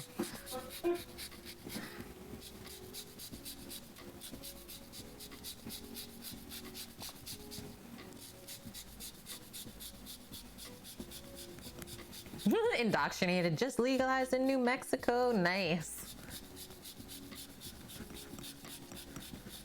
It's legal there to have 5 plants for your own use. Wow. I think we're only allowed 4 per household. This smells so good and fresh.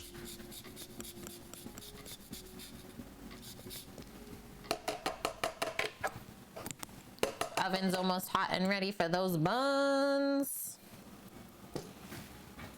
Okay. I will cut open this one because I used it earlier. Just slice it open. Oh baby, there's not much juice left in it. So maybe you will need both. We'll just pop these in a container and place them over by the stove. Next one is our spices now and just a little bit of fish sauce. Let's just rinse our microplane first, that the zest doesn't get all caught up in there.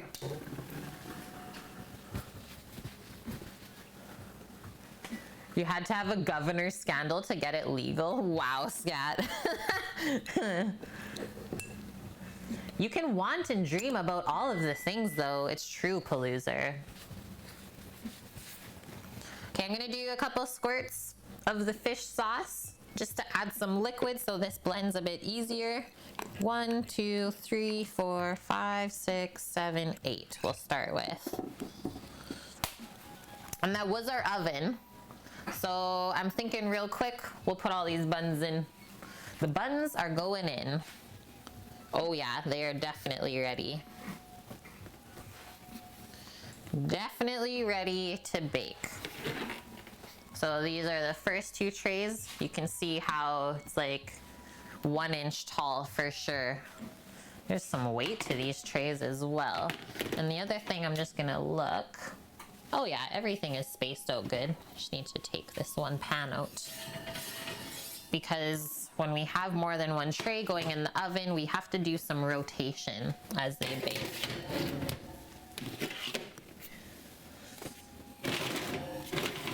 I don't even know if I can fit all these in here at once, guys. We might be able to fit 2 trays on the top rack.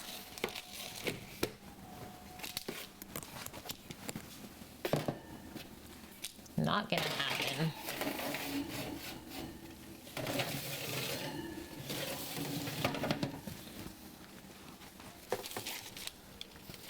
You know what? This other pan that I have here, it's got to proof up a bit more anyways. So we'll sneak it in afterwards. I don't know why. Maybe because it was in a different area. So we'll start with these 3 and then go with some more after. So why don't we set a 10-minute timer? And then we'll check them at that point. As it says on the recipe, we should be turning down the oven at that point after that 10 minutes. To 375 from 425. Yeah, I need a bigger oven. I could have done them all on the Traeger outside. Then I would be running back and forth, which I didn't really want to do today. Okay, so those are in. Done and done. And that way they have lots of time to cool after they've been baked as well. And hello, Red Panda. Welcome in. Have you guys ever watched Guy Fieri bite a raw pineapple while high as a kite? No. Thai green curry, you love all kinds of curries, but you've never heard of a curry with shellfish in it? Sounds like it could be good. It's really good, Panda. It's really good. We've done it in the past, and now we kind of always do it. Yeah, Scott, you're learning all sorts of stuff today. The big green egg, no, it doesn't bake the same way, Orca. The big green egg is more for like meats or vegetables, and then the Traeger we mostly use for cold smoking the beef jerky or baking at the higher temperature and using it as an oven. So could have fit all 4 pans in the Traeger today, but definitely not the egg. Okay, we just have to add cumin, coriander, and some turmeric, and then we'll blend this up. See what we made. Delish. So 1 teaspoon each of coriander and cumin, and then 1/4 teaspoon of turmeric.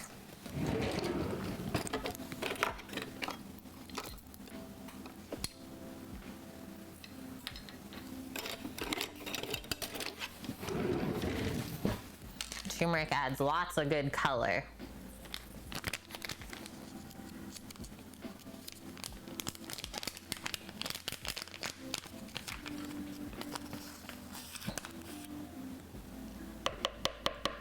And it's good for you too.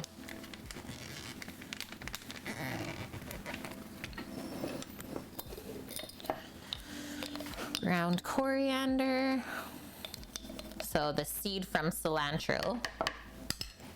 So we'll double up on the flavor there from that plant.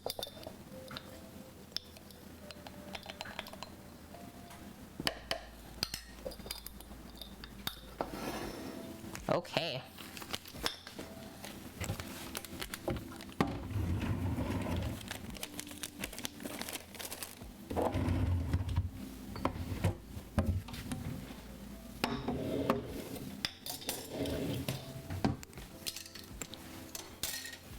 Ready, Freddy, friends?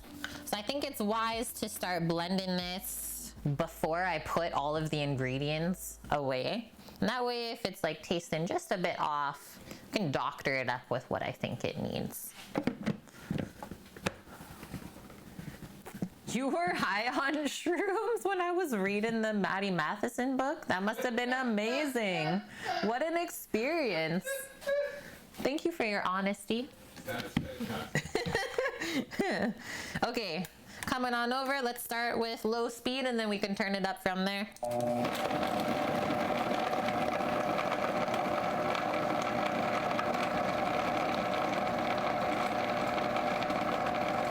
Doesn't really look too green starting out, but we'll get there. We'll get there for sure. Take care of these papers here. Thank you, Sammy, for gifting the sub to Mix Scuttlebutt. Welcome to the kitchen crew. You've been here for 2 months already. You're not that new. Hype indeed, Kimmers. Thank you. Scoots, you're having a pumpkin curry soup tonight? Yummy.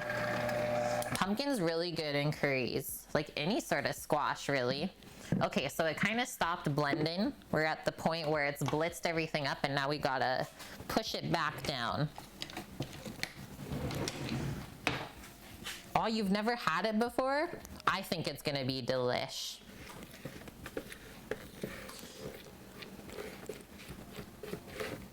One of my favorite soups ever is coconut, carrot, and ginger with coconut milk. And literally just like carrots, ginger, a bit of garlic, some onion, and that's really it. So simple, so good, and it's vegan if you use veggie broth. Whew, there's a bit of spice for sure because my eyes are burning a bit. And I don't want to really touch the spatula because of the habanero in here. Just kind of tap that off as best as we can, and then we'll go back over. I might add just a very scant amount of cold water, like maybe a tablespoon. Get this running nice and cold. Cancel. Yeah, I always get hungry when the store closes. That's always the case, isn't it? It's like, what's wrong with you, body? Okay, again. That seemed to help a bit. Get it going. I think we need a touch more still. It's just a little bit too dry. As you can see the mixture. That almost choked me out there from the spice and all the strong flavor. She did say add 2 to 3 tablespoons of water as you needed it when you blend. So that's nice.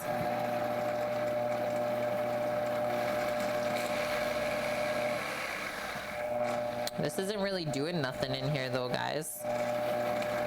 Oh, we got it started. Usually I just let it go on low for the first bit while it's like blitzing everything up. For a couple minutes at least. Push it all back down again. But if it doesn't want to blend up in here, I will transfer it over to like my smaller NutriBullet.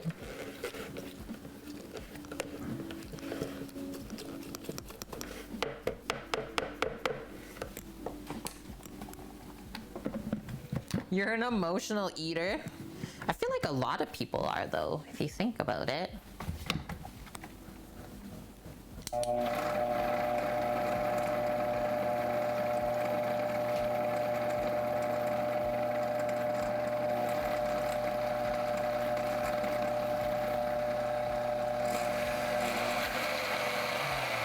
She ain't going. Which just means that there is just not enough in this blender bottom to fill it out and blend properly. So I'm gonna do a quick switch up, guys. I hate when that happens. I totally thought there was gonna be enough, but that's fine. Just a simple switch over here. Why do you put the coconut milk in it? Well, because you're supposed to cook it separate. Suggestions? Sammy says, guys, what if you put the coconut milk into there and kind of blend it all up together? It looks like it should blend, but it's just totally not. Where's water? I did put water. More water. More heckin' water? You'll cook it out. I guess then we'll just cook it out afterwards. Your call. I know. There's so many options. So you see where the chef's mind goes to when things aren't working? It's like, why isn't this working? And how, what are the options to solve it? And which option is the best?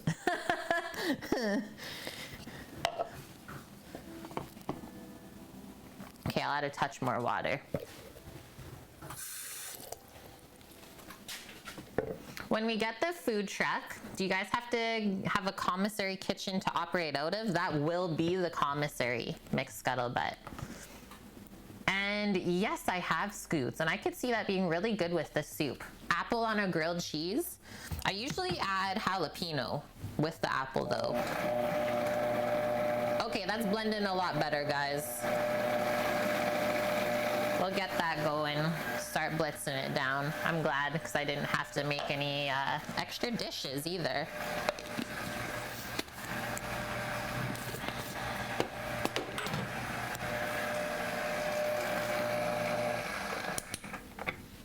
Just gotta keep scrubbing it down though, that's the only thing. Scrape the goodness back in. Yeah, if you've never tried spicy apple grilled cheese, it's really good. I don't mind it. Not like my first choice, that's for sure, but to try something a bit different, it was an interesting one. Okay, that's our bread timer. Let's check them out. Let's check them out. Just grabbing my hot cloth. Holy smokies, are the bottom ones rising up too much? Look at this, guys. Look at those beautiful fluffers. Those really rose up. They rose to the occasion. I'm gonna put the bottom tray onto the top rack. I don't know if I can fit the top tray on the bottom. That's the only thing though. Those buns puffed up too much almost.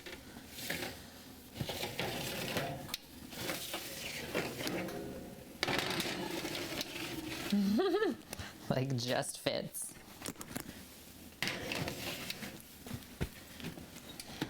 Okay, I don't think we should turn down the oven just because we have so much in there. If it was just the one tray, for sure, it would be cooking a bit quicker.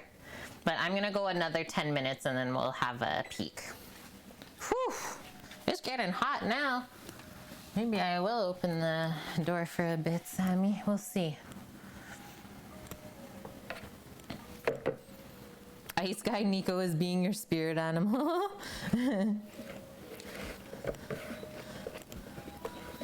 Okay, back over. It looks like it's just the lemongrass that doesn't want to blend up as good, but we'll get there. Never give up.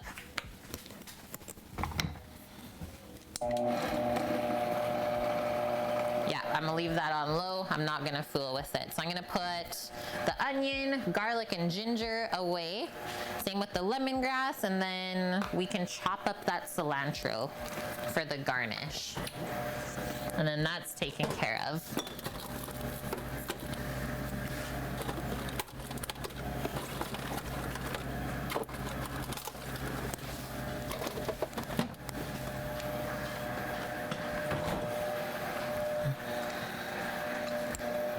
I'm gonna leave the fish sauce out as well by the limes here.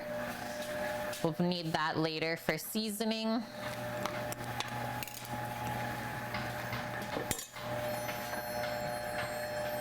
A Skyline GTR1? Welcome in.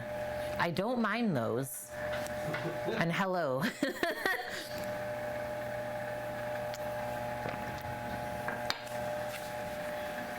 Someday Maddie Matheson will end up on this stream. Mark their words, No. McScuttlebutt. That will happen. I'm just gonna drive the food truck to his shop. Yeah, we're just gonna drive the truck to him. How about that, McScuttlebutt? Okay, just doing one more scrape down. We're gonna cook barbecue together. I wanna learn. Oh, it's getting spicy. And you can't talk. I said I want to learn about his barbecue. I want to go visit his pizza spot because all the pizzas look amazing. And then what's the last spot? He's opening up a birria taco place in Toronto with his friends called Birria Balam.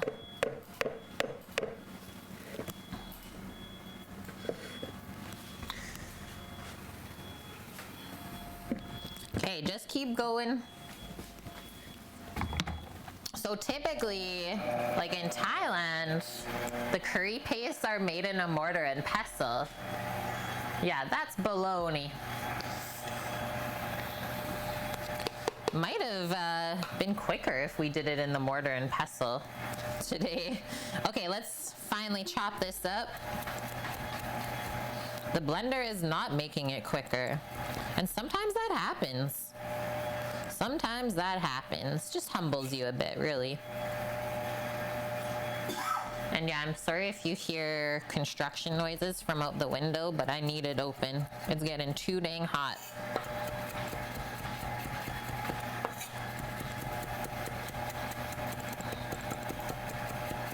Yeah, I think myself and Maddie, we could create some pretty cool content together as far as like Canadian stuff goes.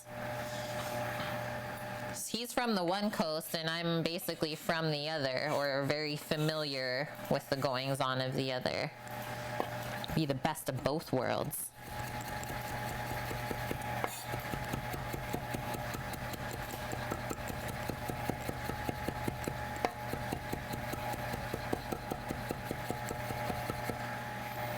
Okay, garnish complete. That was easy. Oh man, Orca, you've had construction noises for like 2 to 3 months now. Well, these construction noises are gonna go on for years. Minimum 1 year. I would say probably 2. Because they're just starting to build the hoses in the back. Oh, welcome back, Yoon. How are you? Okay, gonna wipe this. Gonna wipe the board. This can go just into the fridge.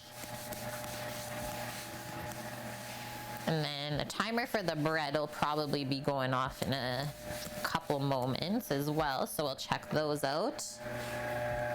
5 minutes still. Okay, that's not that bad. How are we? Yeah, we're doing good. So far, so good. We will be having some shellfish relatively soon here, Vyun. Your friend was having issues with her PC. Were you able to actually help though? Okay, we're making progress, guys. I might try one high-powered blitz up here and see what happens. And yeah, you know you made a good curry paste so far when you open the lid and it stings the eyes. It's packing a punch.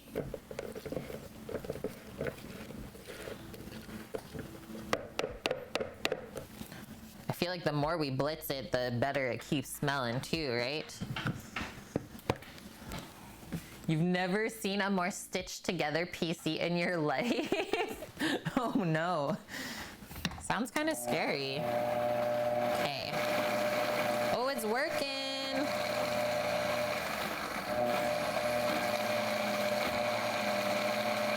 Get it chugging. Come on, baby. That seemed to work pretty good. Just kind of shake it all back down to the bottom again and go.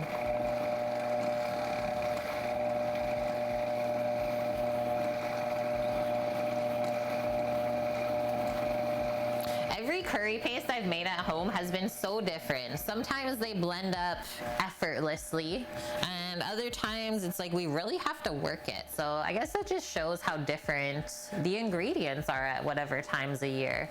Sometimes they're drier, sometimes they're more wet and fresh. Interesting, nonetheless. Cleaned the Windows registry, uninstalled bloatware, made sure the drivers were all up to date, and then it broke completely. Oh no. Well, I guess if it's gonna break, you want it to break completely. We'll go with that.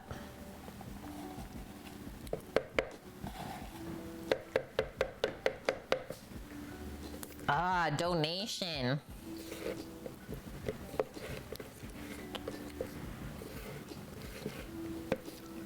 Okay, this is how it's looking so far. Still got some crazy lemongrass twigs, let's call them. Very fibrous ingredient. But we are definitely working our way through here. And it is getting relatively green. Finally, someone doing Thai green curry. Hello, Kanara. How are you doing? And welcome. Great to have another food and drink streamer with us. Am I the only one who ever does the green curry? Is that what's going on here? We can also cross some stuff off of the list. So green curry paste.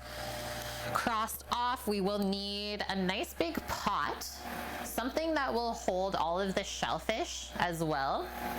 So I'm thinking we're gonna use the green Dutch oven. How fitting is that? And we also need it with a lid. Just gonna wipe off the lid. There's a bit of dusties.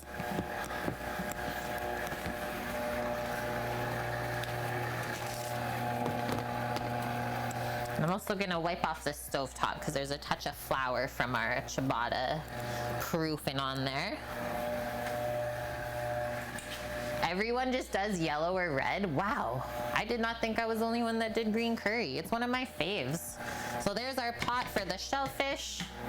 And then we can grab our coconut milk as well.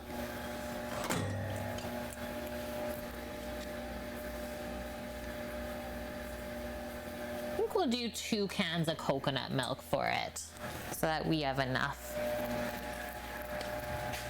Yeah, deep fried dust bunnies. Green curry is the only one you really like. I like all of them, but I don't know why when it comes to springtime and like the sun starts shining, I just really crave a green curry. Maybe it tastes the most fresh, I would say. Wow, Vune, you've never had green curry before, but you like cilantro, right? So here's the coconut milk that I'm using today.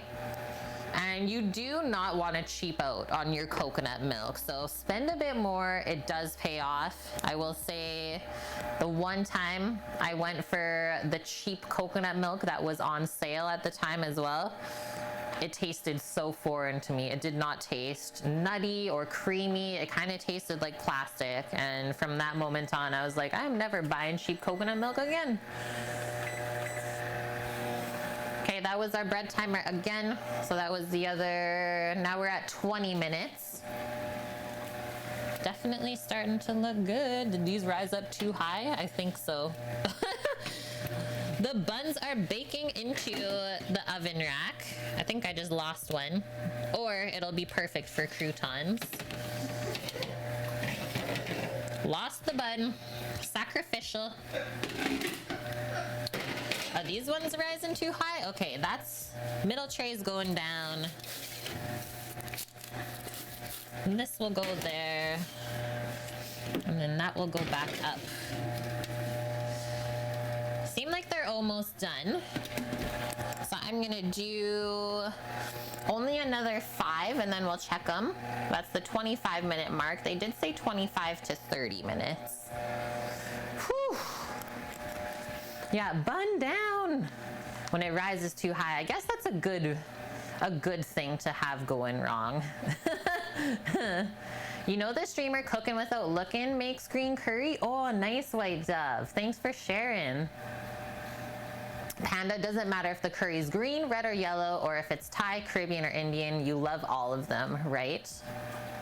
Right? Yeah. And hi, Ernest. Good to see you. Just scrolling back up. Misha's had green curry, but you like the red better. Yeah, to each their own. Everyone's palate is so different. Only yellow Vune's had, not red either. I can't wait to make you your first green curry then, Vune. It's gonna be me that does it. Okay, just grabbing the can opener here, and then I'm gonna do one quick scrape down first, because I can hear it. Then we'll let that keep going. Slowly making progress here for sure. I think it's just the heckin' lemongrass that's giving us a run for our money, and that's okay. All good things take time.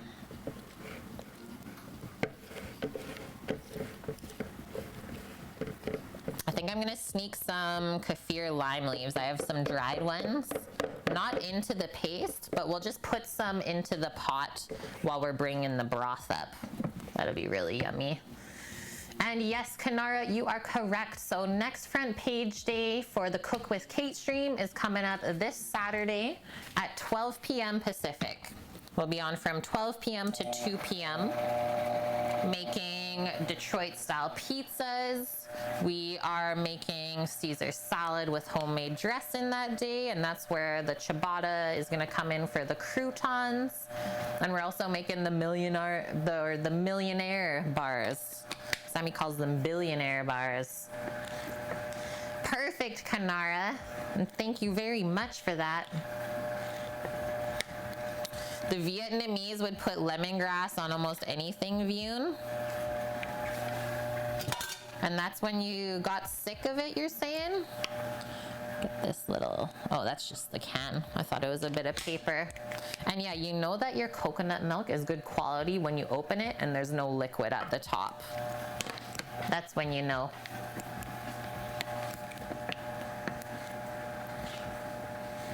Yeah, can opener if you have cats. That's so true, Orca. I remember that.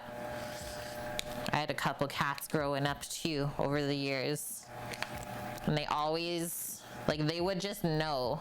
Because it was typically for like canned tuna or something, right? They're like, that must be for me. You're like, excuse me? It's no different than if you have a dog and you rustle like a cheese wrapper or a bag of chips. The dog's like, what you got for me? It's gotta be for me, right? So cute. Okay, one more. One more. And yeah, guys, not sure if you checked it out yet, but we did add a bunch of new emotes to the channel this week. So feel free to check those out. I really love how they turned out. We added them for not only subscribers, but also some different emotes you can get when you contribute bits to the channel too. Pretty cool. Twitch is always adding so much new stuff. Sometimes it's hard to keep up. Your cat was eating lentils out of the can, Orca. Okay, now I'm really going for the blitz.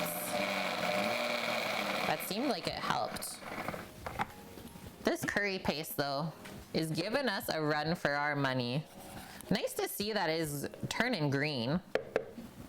But holy heck, it's never before taken me this long to blitz it together. Like, ever. I guess it's a good thing mostly everything else is done.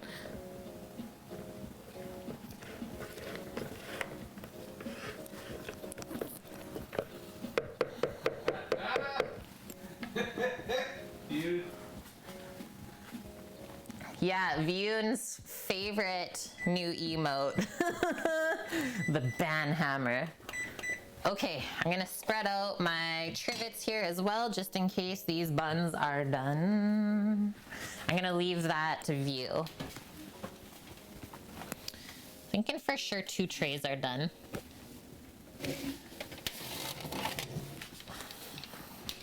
Like, those look really, really good.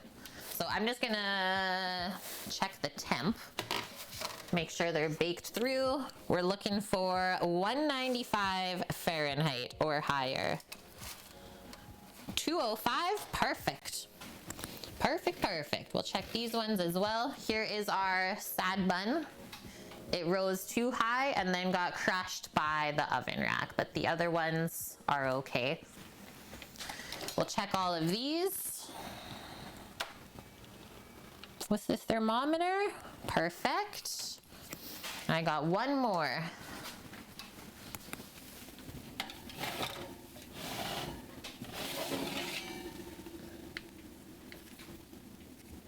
I'll leave those in a touch longer, and we'll put in this other tray that we haven't popped in yet. I thought they would maybe rise up a bit higher, but those could be the potential really good crouton ciabattas. Okay, so I'm gonna do just 2 minutes on those other last tray of buns. And then we gotta go another 25-ish for that last tray. But at least we got some buns out of the oven right now, and they can start cooling and be ready to eat when our curry's ready. The last tray can just cool off on the stovetop there. Man, it totally feels like a summer day in the kitchen. Wow. 19 degrees. It has definitely warmed up this week. What things can I say about food that can get you banned? You want to be banned? Okay, so back to it. We scrape down our curry paste again in the blender. Yeah, pineapple belongs on pizza? Oh yeah, remember when, who was it, Madame was like, ew, looks terrible. And we were like, hey. She's like, I didn't mean to. Okay, I'm really working it here.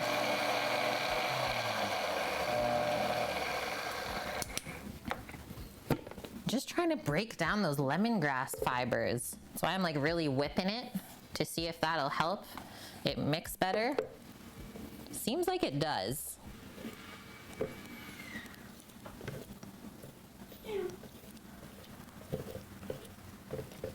Yeah, it seemed like that did help.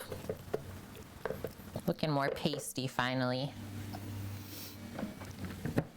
Raisins on pineapple pizza? Who would do that?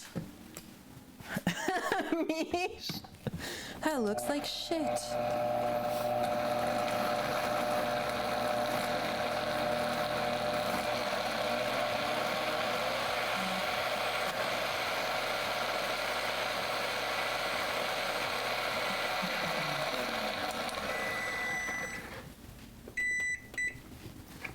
Next pan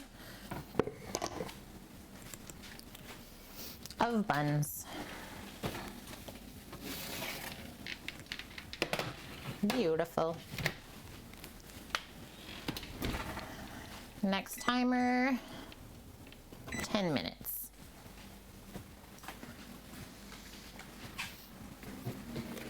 Wow. Wowie wow. All right, curry paste. It's just you and me here today. Can we be friends? Sammy's snickering in the background, guys, like it's not possible. He's like, you'll never be friends. Why can't we be friends? Yeah, good one. Okay, it's looking better. It's like as soon as I put it past one though, it just stops mixing.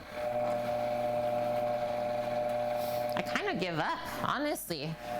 I almost give up, guys. Okay, coconut milk is complete. So before we add this into the pot though, we do have to cook the curry paste first. So this is just open and prepped for us. And I'll probably just use the spatula to scrape it out. I got sniffles here big time. I don't know if it's from the curry paste or how hot it is in here from the buns, but I'm just gonna go blow my nose. I'll be right back, guys. Stay here, don't go anywhere.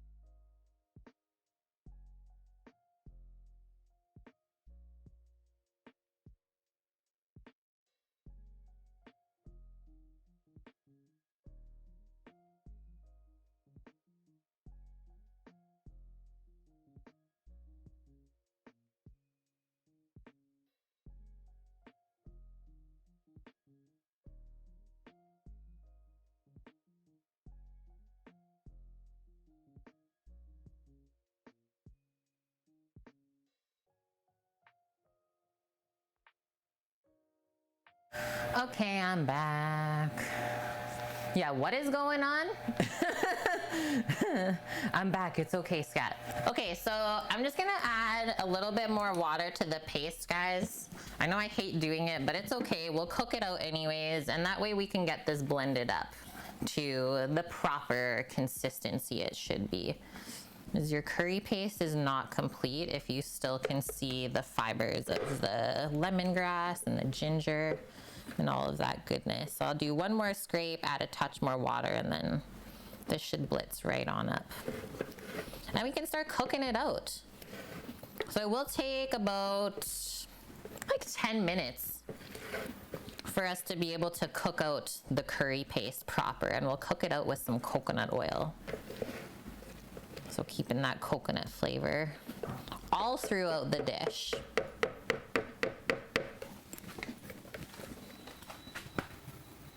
Little bit of cold water. And hi, Annie, how are you? Good to see you today. I know. Smells so good, Kanara. Okay, one more little spritz of water. Looks like it did it. Do you ever do the mortar and pestle method? For making curry paste, I've never left most, but I was saying today in particular might have been a good day to use it because this has been taking forever.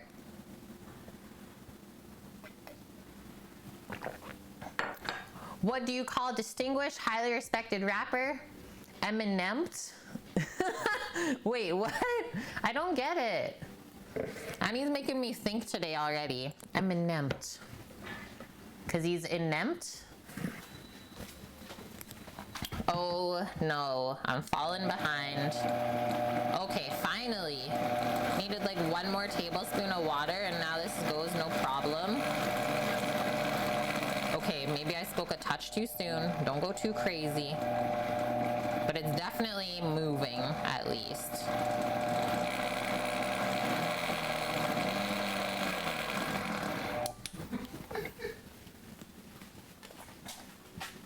Like eminence?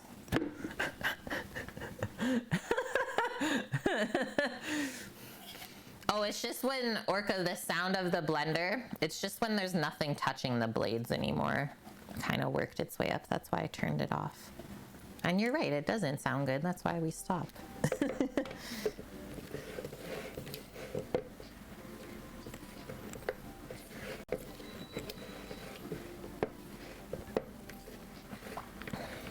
really wish those hyperlapse worked.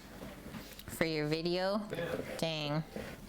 We can always go back now that we know where it's at. Yeah, we just have to go back there. Might just have to go back to the lighthouse, Sammy. Yep. Tacos? Have you had too many tacos again?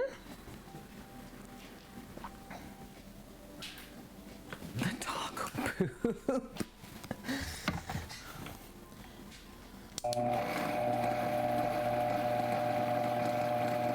Work it, work it, work it. I think I still need a bit more liquid, guys. I thought I was good. I'm not good.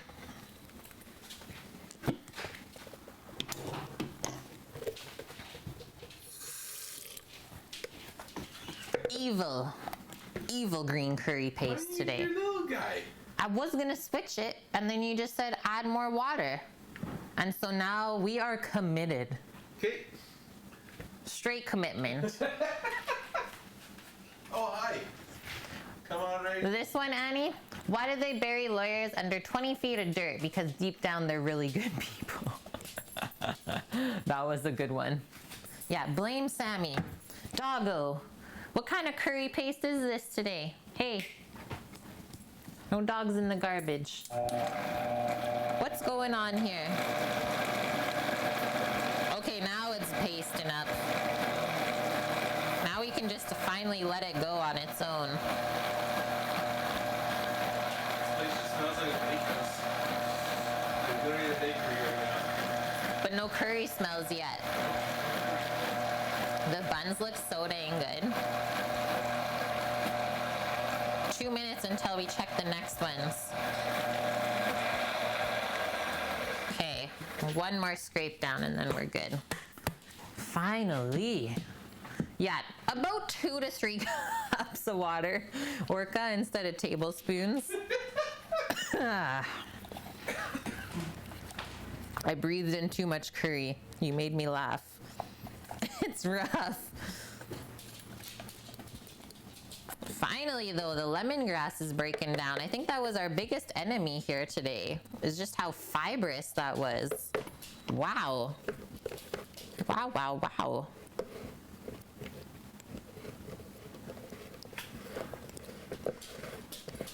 Shmooey. What's up? Sammy just went outside. You can go see. Go see.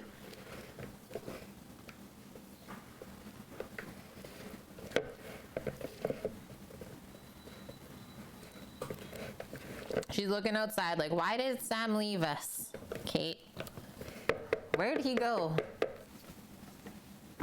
Looks like a very wet pesto. Exactly. Yeah, this is what we've made. So then we have to work on cooking out all that moisture now too, which I hate doing. But yeah, welcome in Omat. Guess who's back? Back again. Omat's back. Tell your friends. And yeah, I'm back too. How are you doing this week, Matt? Yeah, he visited us last week as well. For anyone who missed Matt in chat last week, he's been doing really good. And nice of you to come into a curry stream. I know you love your curries, so okay, let's get back to it. Got 20 seconds on the timer until we swivel our buns around in the oven.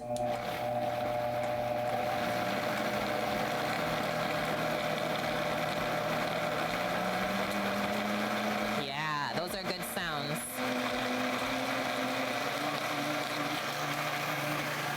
I'm so happy right now. Yeah, we're gonna make our own paste today, exactly.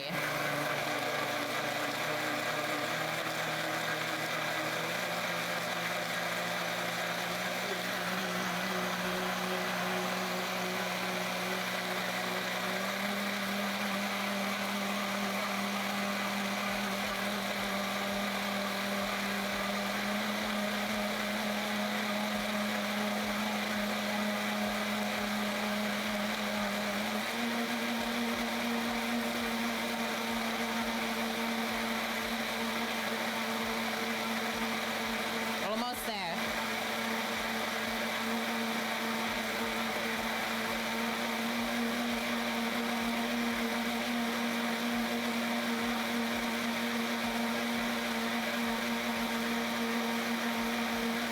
Like one more moment.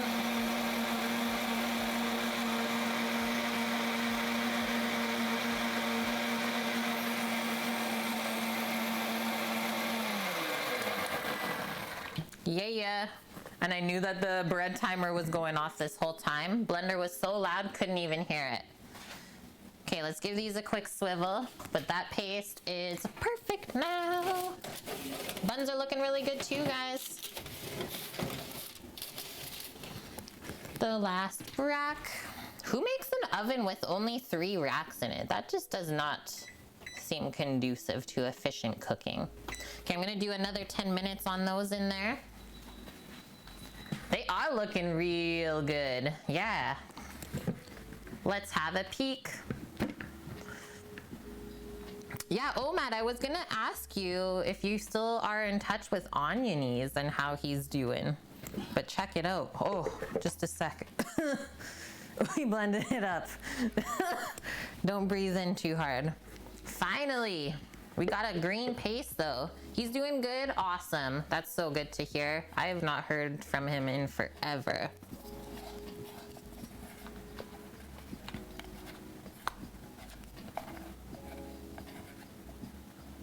He's busy at work. Yeah, that's usually the case, right? Adulting things. Who does that?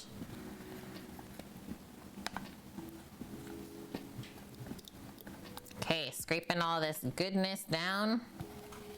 Back into the blender. We'll scrape down the sides as well. And this is finally done. Man, now it reminds you of blitzed up spinach pretty much, right? But we want it nice and smooth. That is really important here. So that you don't have the like crunchy lemongrass fibers or anything like that. So we had to get it to this point. And yeah, sometimes it takes longer than other times. Don't know what else to say with that one. And well, hopefully your green curry paste is still green by the time you're done mixing it up. And that's exactly how it should look. This is a bit wetter than I would like to have it, but like I said, sometimes it's just different compared to other times. Oh, thank you, Oma. Yeah, totally tell him that we say hi and that we're also doing good. Mixed scuttlebutt. I remember smelling paste in preschool. Don't eat the glue, kids. Don't do it. Okay, this is just gonna move back. I need one more trivet. So now we're done with the blender, so I'll cool the other buns over here. One more trivet, and this could not be more perfect because we just got a handmade one in last week from the Katniss. Remember, guys? So Katniss made and sent us this so I can put the hot buns on this on the counter and it won't wreck it. Or I'll maybe just move this one over. Awesome. Awesome, awesome. Okay, so the next step is just to cook out the green curry paste and rest of the list all crossed off. Complete. So now we just have to cook some stuff. So the curry paste is gonna take about 10 minutes to cook, and then once we mix it with the coconut milk, probably another 20. And then total time to steam the shellfish in there, you should give yourself 10 minutes, but it probably won't take that long. So let's say total time, once you have the paste made, it should only take about half an hour to cook the shellfish through. And then we're serving it with the sourdough ciabatta bun because I really love to dip the bread in the curry broth. Or you could do rice, but to me the rice would seem kind of weird to have with the shellfish. Or maybe just keep it separate. To each their own. We already kind of talked that this was a fusion dish earlier today. The lemongrass fibers, yeah, just set those aside for some floss later. Yes, you do, Omat. Yeah, we kept our fish sauce. It is quite fishy, the squid brand one, for flavoring and seasoning up the curry broth once it's been put together. A nice one, Nike. Good to see you too, dude. 8K points away from 75K, able to request me to make something for Nike live on stream. Anini says, oh, tell her I said hi and that I'm cooking lasagna right now. I love lasagna and that sounds awesome. You got the fish sauce too. It's the best one, but also one of the smelliest. Yes, yeah. From some other brands that we get here in Canada, that one is definitely the fishiest. And Oh, Kewpie was at Costco today. oh, we get Kewpie at Costco now? In little tiny, like they were a little bit smaller bottles than that, so they're like this big. Whoa, cool. You're 17.5K away from 100. Yes, that means I get a day off.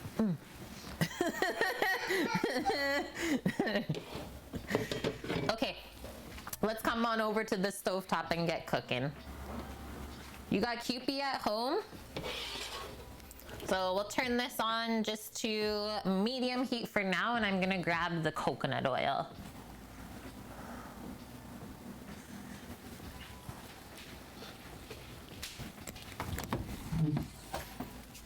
And this is one of the scariest parts about making a proper curry at home, is starting to cook the paste. Because, well, we cook it in hot oil, but we added all this water to the paste. So what happens when you have something wet added to hot oil? Well, usually it splashes up, right? So just be careful. Don't let the oil get too hot before you put the curry paste in, because it will get terrifying. Trust.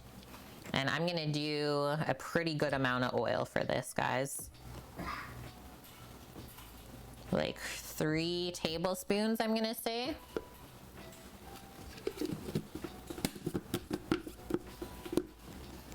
Let that melt. Regular mayo is dead to you.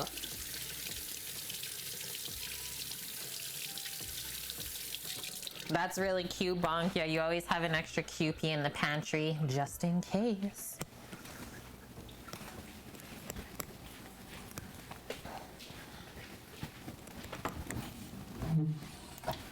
I can't wait to munch on all this shellfish in a little bit.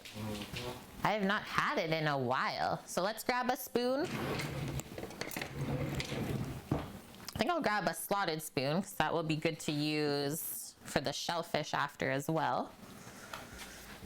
And so far, there's like no dishes from today's stream. I have 1 pot from rinsing the clams and the mixing bowl from the bread. That is it. Coconut milk is pretty much the only thing we have available here, OMAD, but it's a pretty high-end coconut milk.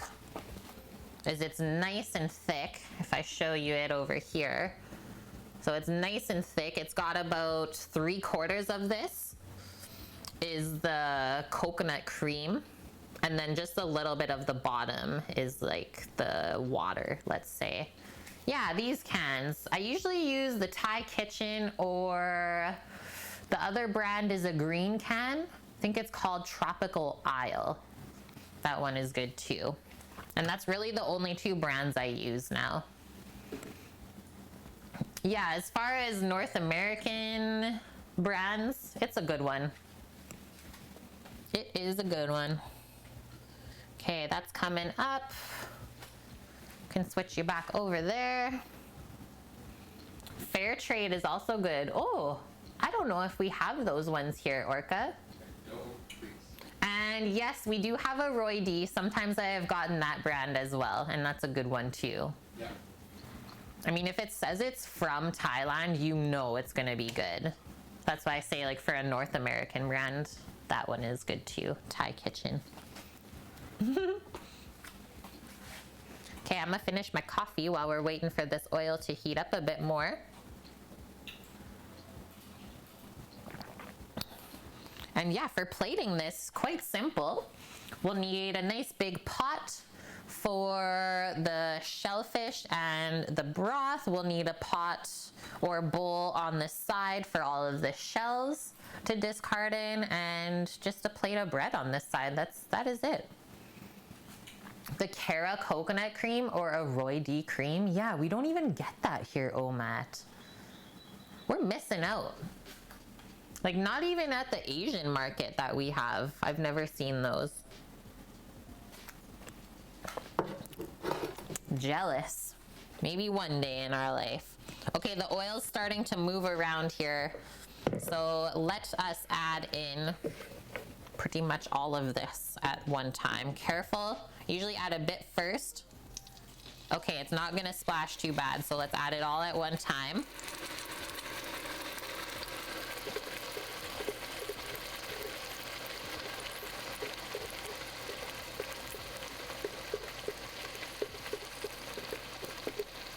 Yummy, so fragrant smelling. And the bun timer, please buns. Ain't nobody got time for that. Scrape out all the goodness. And now we just went from smelling like a bakehouse to smelling like a Thai kitchen. Give that a rinse. A little bit of soap in there too, because that's a lot of strong flavors. Just gonna kind of shake that for now.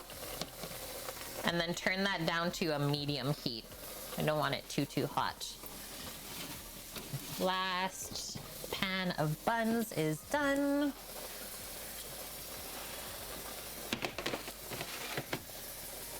Turn the oven off, guys. And that can all cool.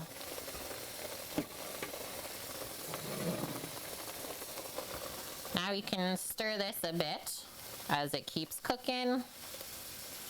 And so what we're working on now is cooking out all of the moisture that we added to blend this into a paste. So all of that water. I would say total we added about 6 tablespoons probably. That's why I say it usually takes about 10 minutes to get this paste cooked properly. Smells so dang good. And yeah, it should not lose its color at all either. It's quite magical. Yummies. Oh, you get cartons of coconut cream. What? Yeah, Annie's 2 liters of coffee. Whoa, Torino, please do not drink the 2 liters of cold brew in a day. Please don't do it. That's terrifying. Curry paste, the recipe is here, my dude. But we did ginger, garlic, lemongrass. I did red onion instead of shallot. 1 bunch of cilantro, cumin, coriander, and turmeric, lime zest, and just a bit of fish sauce to bring it together with the water.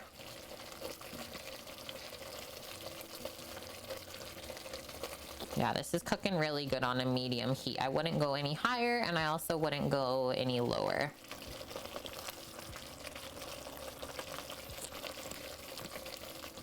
And you'll notice that the paste kind of starts to emulsify with the coconut oil. This is very similar to the way that Indian curries are made as well. Same, but different. Hi, Titan. How are you doing today? Yeah, ginger or galangal, whatever you have access to. You want to ask my students the following question and see what their answer is. What is safer, to pour 1 cup of cold water in a gallon of hot oil, or 1 cup of hot oil in a gallon of cold water? I would do the oil into the water, but that might make an even bigger explosion. I don't know which one would make a bigger explosion. Oil into water? Okay. Yeah, oil into water. Is that what I said? Yeah, the 1 cup of the hot oil into the water. Because the water would basically neutralize it, right? Yeah. Yes. Yes. The other way around. That would be a massive explosion. Really? You would think you would do it slowly? I think I would do it insanely quick, Panda. I would just do it all at once. All of the hot oil at once into the water, and hope that the water, there would be enough to neutralize the oil. I don't know though. Annie, now I need to see you do this experiment. Can we start doing Zoom classes together? And Annie will do these experiments. I'm in.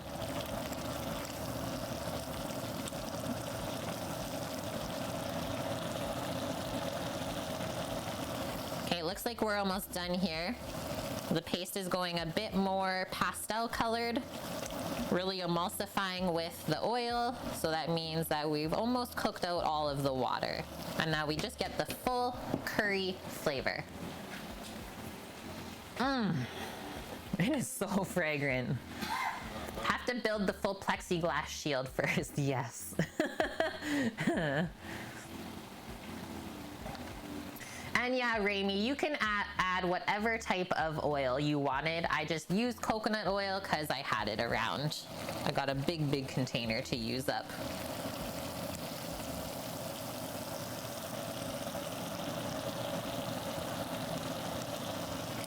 Okay, we're gonna start adding the coconut milk to this. We opened our cans already.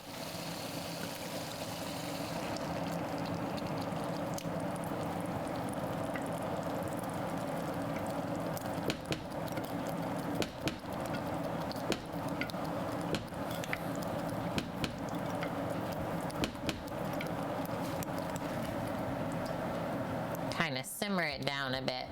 That curry paste really holds a lot of heat. Next one.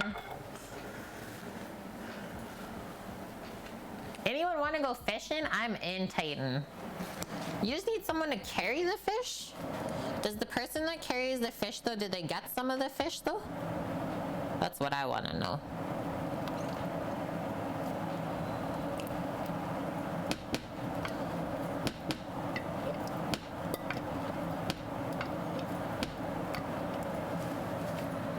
Now we gotta mix that thoroughly. Oh man, Nike, infused coconut oil and making an infused curry from it. I wonder if BB Bubs has done that. I get all the fish that you catch, but that means I have to cook it too, right? Yes, Omat. Yeah, big tip from Omat, who makes a lot of curries, I would say. He's from the Netherlands, so lots of like Southeast Asian influence there, which is interesting for sure. Yeah, don't buy the light coconut milk unless you're like really sticking to a strict diet, I guess. But still, I don't know if it'd be worth it. Just tastes more watered down, that's really it. Yummy. we're gonna wait for this to come up to a simmer. I'm gonna do a couple dried kaffir lime leaves dropped in. Might as well. And then I'm going to get my little portion of the vegetable green curry heating up in a pot too, so I can pour it over the shellfish after they steamed in this base.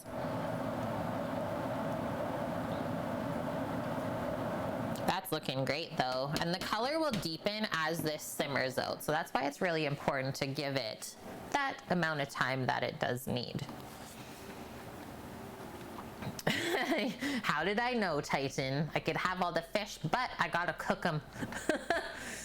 Oh no, Annie. Downstairs neighbor is playing his thump thump music again. Indonesian kitchen is quite big there. Thai, not so much. Okay. Yeah, we are learning a bit from you, Omat. Thank you.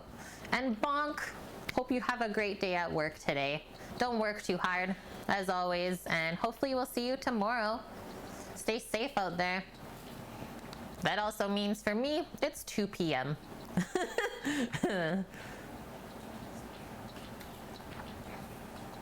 Well, the Netherlands, like Japan, they colonized Indonesia, so I wouldn't be surprised if Indian food in England is like Indonesian food in the Netherlands. Yeah, pretty much the same, Panda. I think you got it right. Better than 2M? Oh man. Okay.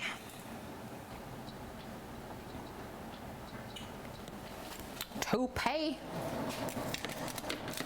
We got some hot buns. I think I'm gonna commingle some of these buns onto trays together, so I just don't have as much stuff laying around in here.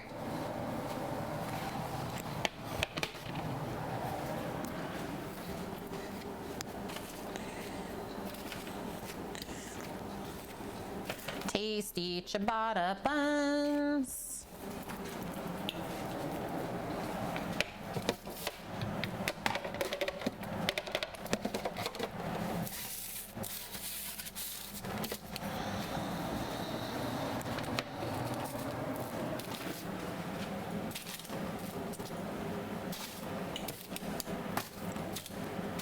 Hot buns. Hot buns. Okay, I can get rid of that sheet pan. Yeah, commingle. Very big words today on stream. Commingle.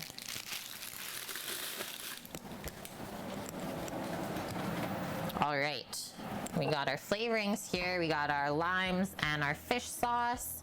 That is looking good. Bring that back over. What is green curry, DJ Beats? So it is a Thai style curry, and the base of it is cilantro, lime, ginger, garlic, lemongrass, and fish sauce. So yeah, you gotta like cilantro and like all of those strong flavors, as well as chili in it. But the best part about making your own curry paste is you're able to control how much spice you put in it. Compared to store-bought, well, you just get what you get, right? Indian curry is something that the English invented and is not considered traditional Indian food. Whoa. I think I learned that like one of the first times we did an Indian curry together. And yeah, I was kind of surprised by that.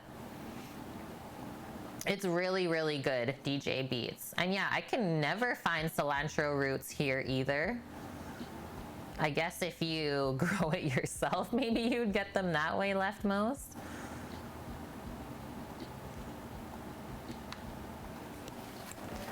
Okay, it seems like we came on up. Yeah, we're simmering already. Look at that.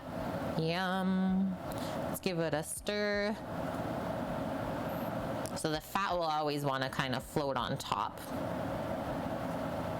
Also holds a lot of color for this too. Those coconut fats.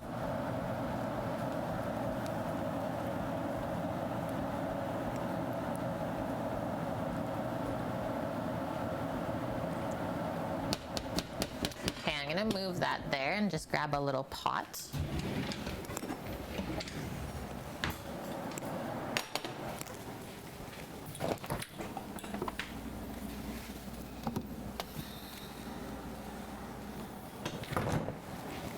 For our little base mixture. And then one other thing. So our dried kaffir lime leaves. This is how I get them. Sometimes they're in the stores fresh here and then you can freeze them and use them that way. But I've never seen them yet, so this is why I just use the dried ones. And then as we simmer out our curry with the coconut milk,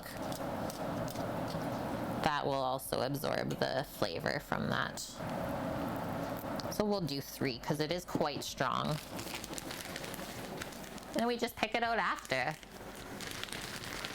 You're not gonna lie, Raimi, fish sauce scares you. You're not a seafood person. Is it a prominent flavor in the curry? No. It is not. And if it is a prominent flavor, then you use too much. So Thai food is all about balancing 5 different types of flavors: sweet, salty, spicy, bitter, and sour.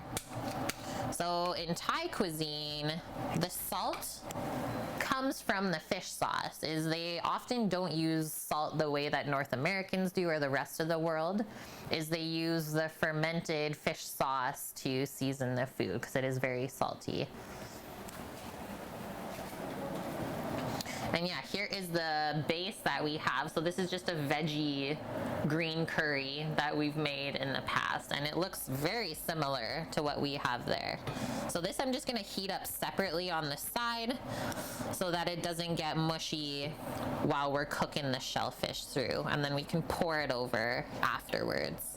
And that way we get some veggies into the dish as well. So yeah, we can slowly start to heat this up and get it simmering. And the veggies inside of this green curry base that we have, so you can see carrots, there's eggplant, I saw cabbage in there, as well as bell pepper and mushroom. So carrot, cabbage, bell pepper, eggplant, and mushroom, which are all quite popular vegetables to use in Thai cuisine. So that's another thing to think about. Okay, I'm gonna move this over, rinse out these cans while we have a moment.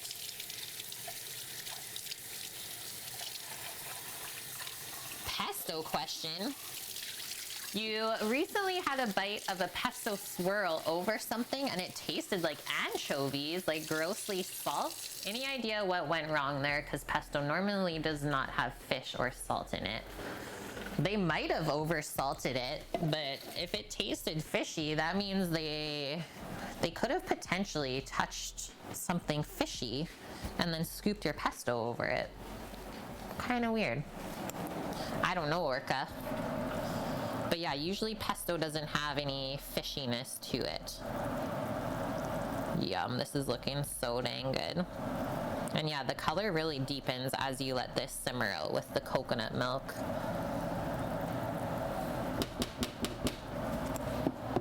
This one is much more deep green though, I have to say. Hey G-Hef, welcome in. Yeah, someone needs to create the aroma camera. I would definitely turn it on for this stream today. Smell-o-vision. And hello, Chef Funboy. How are you today? Is that the secret green curry culture? Yeah. Wait, you don't have that in your freezer, Omat? Little secret curry packs? I want to see how this is tasting as well. Mmm, so dang good. Yum.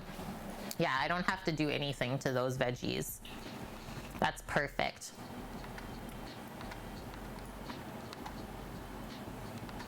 Annie, when you taste it, did you say something's fishy here? You shouldn't say it, yeah. If you say something's fishy when you taste your curry, I think you added a bit much. Sammy, they want to know how the smell is in here right now.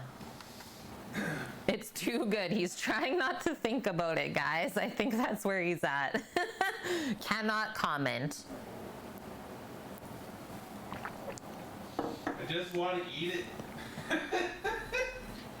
Yeah, exactly, Omat. So typically the Parmesan cheese is the salt component in pestos. So if it's too salty, something probably went wrong. Exactly. Okay, that's going. What type of bowls and serving utensils am I gonna use today? I think I want to do the green curry in the black wok bowl just because it'll look so bright in there. So I'll do the shellfish and veggies in there. And then we just need a little bowl for the discard. Are you eating your portion with me now? Yeah. Okay, so we need 2 wok bowls, one for Sammy as well. Or should I just do a big plate? Big plate. Big plate. So we'll just keep this one bowl for discard then. Yeah. All right, gotta go over to the rack. Grab the big plate for chat. It's on the top shelf. I'm on my kitchen stool. That's commitment. Yeah, we'll go this nice big shallow dish. So definitely you want something with a rim to hold the broth, all of that goodness. And that way we can kind of like stick the pieces of bread around, I think. Yum. I can tell Paul from any time from now on. Yeah, you just ask him what is good for him and we'll do whatever.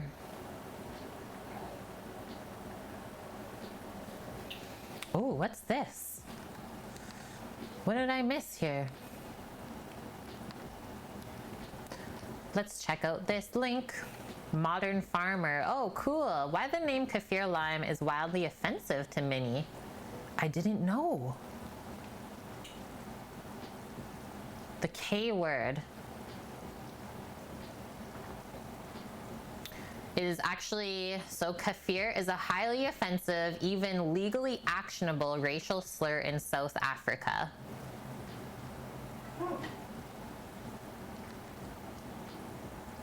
There's no reason why we shouldn't enjoy this imported treat, but there's no reason to import the offensive name as well. I had no idea. In Southeast Asia, where the fruit originates, it's called makrut, a perfectly viable option for North American gourmands. Yeah, why wouldn't they just put makrut in front of it?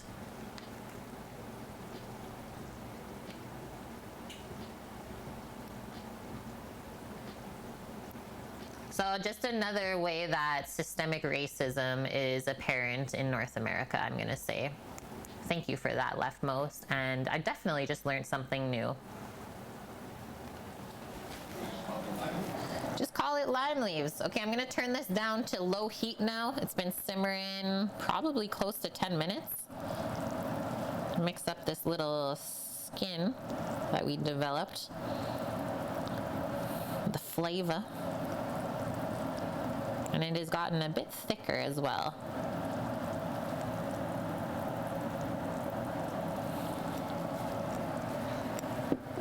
Turn this little pot up to medium. And basically once the little pot is simmering, we can get our shellfish into here.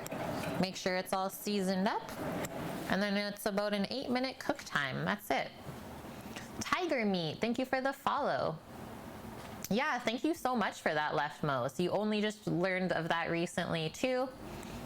But we try to spread the love and information when we can, totally. I really appreciate that you did that. And I will try my darndest to not say that word anymore.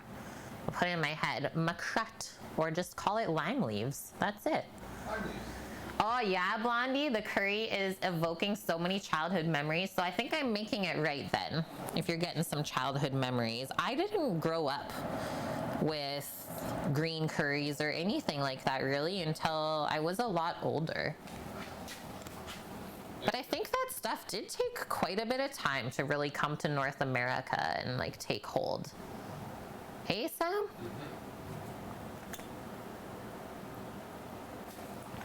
Okay, so she's simmer on down now. Gonna take a little spoon and have a taste. See what we concocted. So far, it's looking beautiful.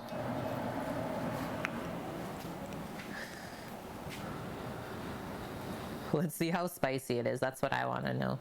Yeah, simmer on down, please.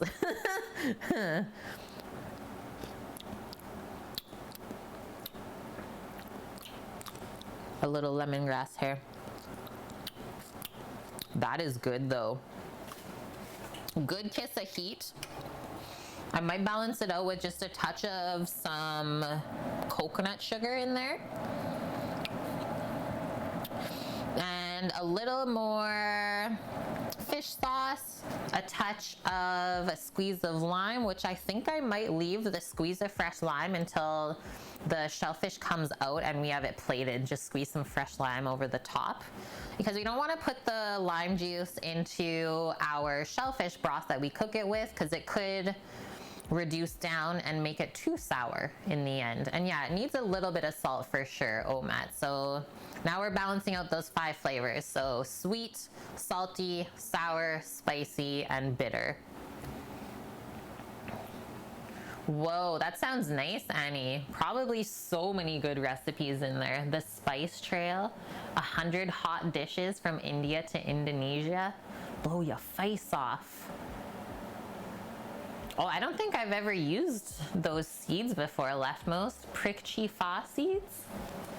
What is that? Is it another name for something? Okay, so let's do a couple squirts of the fish sauce. I'll grab some coconut sugar for the pantry and we'll do a tablespoon of that. So let's do 1, 2, 3, 4. Don't want to go too crazy with the salt in the broth for the shellfish, because shellfish are naturally salty. They have their own seasoning kind of built in. So don't overdo it. You can always add more after, but you can't take it away.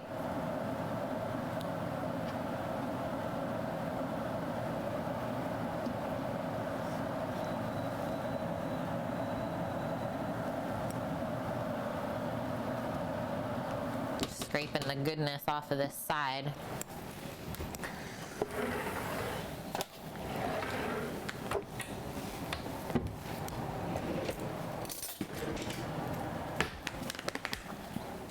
Bird's eye, bullseye pepper? Those are the long Thai chilies. Oh, okay. And that get used in the green curry. Yeah, I've used those before. So basically, yeah, not the bird's eye, because bird's eyes are shorter. The long green ones. So let's do our tablespoon of coconut sugar. We'll mix that in and then we'll have another taste. See if that balanced everything. So that's what balancing means, is you shouldn't taste one flavor overpowering the others. Everything should combine to make something amazing.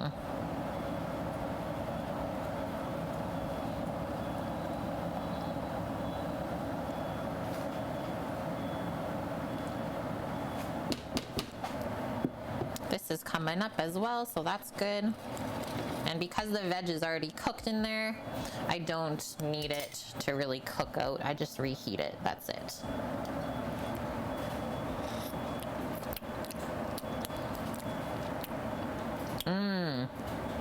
That is so good.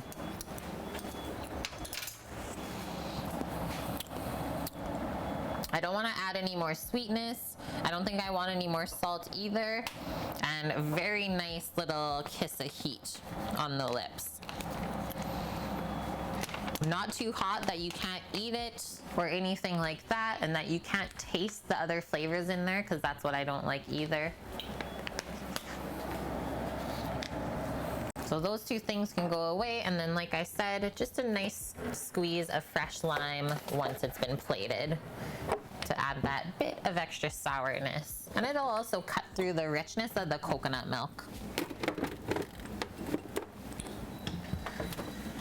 We got our fresh cilantro garnish here too for sprinkling. I think we're good since this is simmering. Just turn that down now to low. And now this can come back up I will grab the mussels from this fridge and the clams from the other. We'll do a nice handful of each. We're almost there, friends.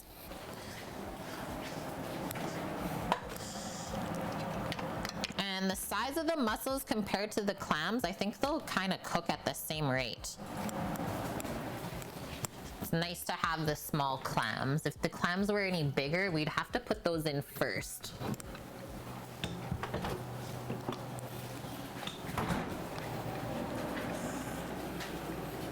Okay, here we go, guys. So there's our little manila clams that we rinsed free of sand earlier on stream, and then our mussels that we've picked over, we scrubbed, we took the beards off.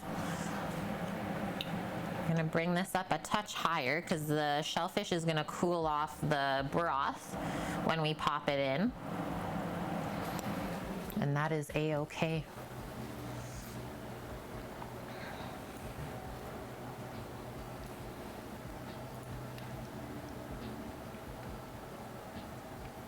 Oh, nice, Annie. You made a veggie stock for the first time 2 days ago. You didn't get very much stock. You should have doubled it. Dang it. But at least you know what to do now, and it really doesn't take long. Veggie stock is one of the quickest ones to make. Okay, are we ready, guys? It's gonna go quick. Sammy, am I just doing like a handful for each of us into here? Like, how much are we giving to the other peeps? Maybe portion all in containers first. Okay, okay. We can do that. Are you thinking one container full of the shellfish for them? Yeah. Like split? Yeah. Okay, I'm just gonna turn that down for a moment, guys.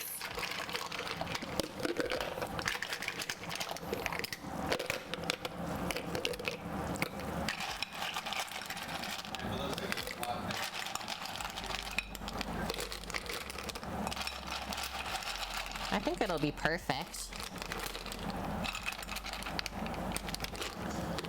Like, that looks good.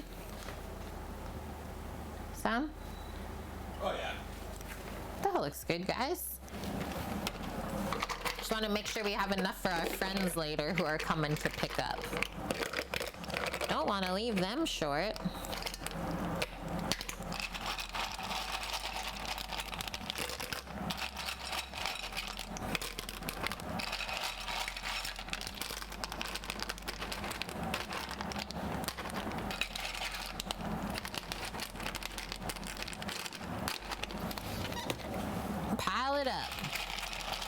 And then the rest is for us. So really, the end of this broth, by the time we're done today, is gonna be the most delicious.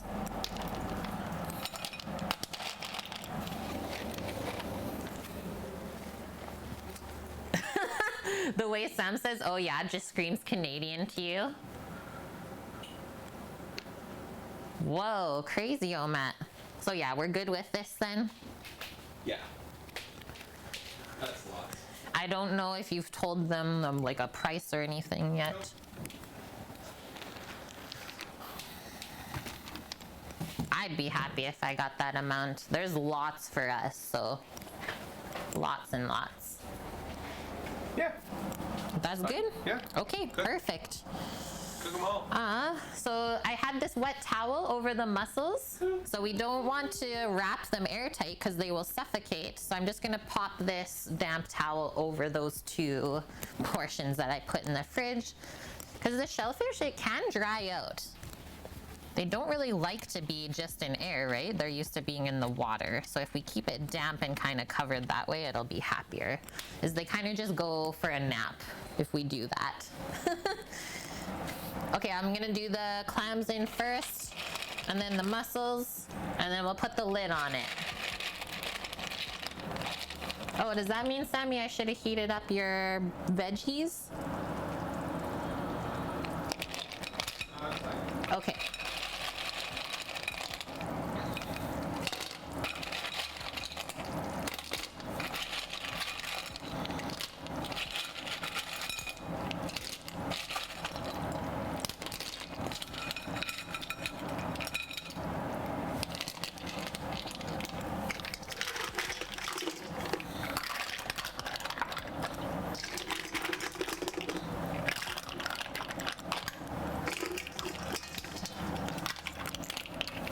Goodbye. Keep that up. So I just have it on a medium, and then we want to keep all of that steam inside.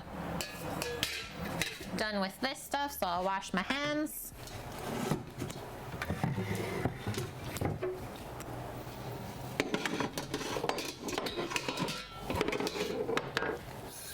And now this thing's getting a bit full.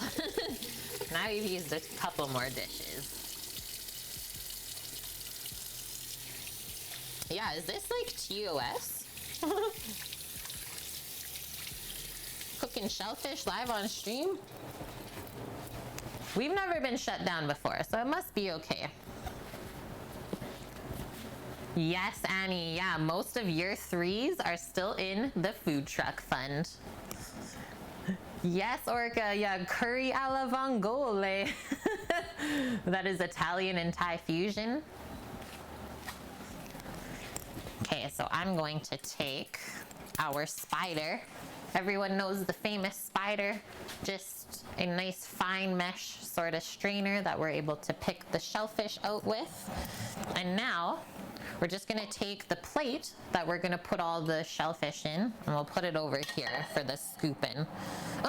Actually, we'll do it together on the cutting board. So why don't I just get a trivet for us?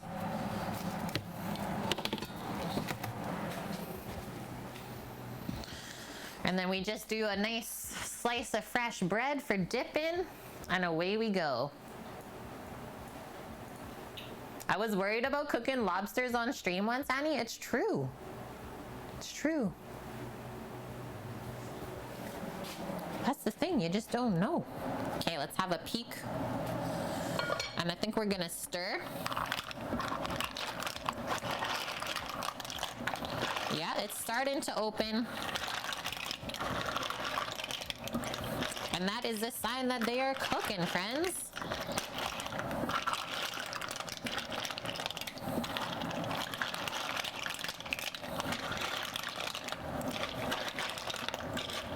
They're already opening on up for us, but that's okay. I'm gonna give this one more cover, and we'll let it keep going. Keep this heat up nice and high.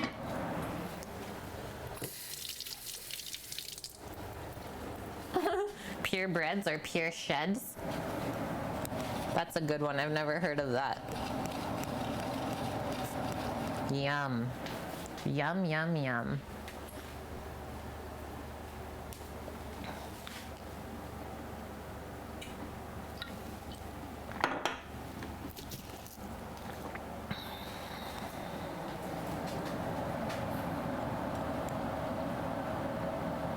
Okay, one more peek. Peek and a stir.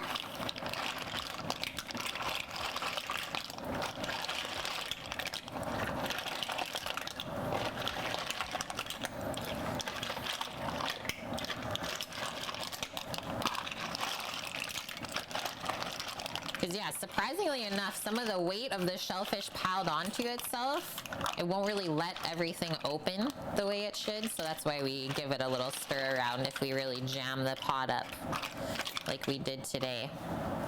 But those few that are opening, those are, I'm peeking at them. They're looking really good. Keep that on a medium-high heat. Yeah, I was gonna share, but I'm too shellfish.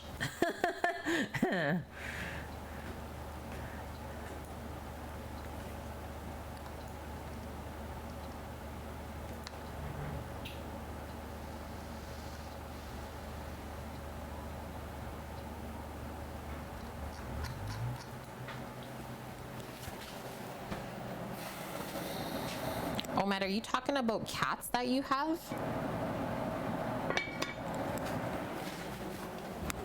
Okay, this can come on over. Cat talk now. Hey, that's okay. I just had to catch up. Catch up. Lauren, I am so excited to eat this today. I've been craving it all week. Yeah, Hank and you are talking about kitties. I love kitties. Okay, we're doing another stir. Look at that. It's simmering on up. I'm gonna do one more mix and then it all should be good. If not, I'll start picking out the stuff that is open so it doesn't get overcooked.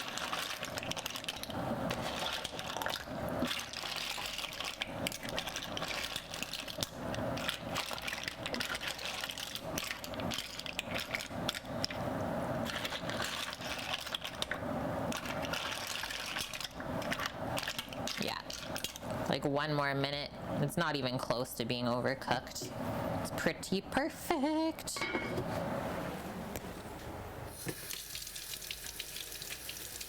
And they say that shellfish is pretty good for you to eat. It's not too high in fat and it's a good amount of protein.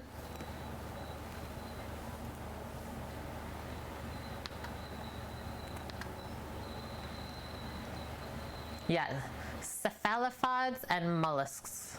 Mollusks. Cephalopods. Two funny words, hey?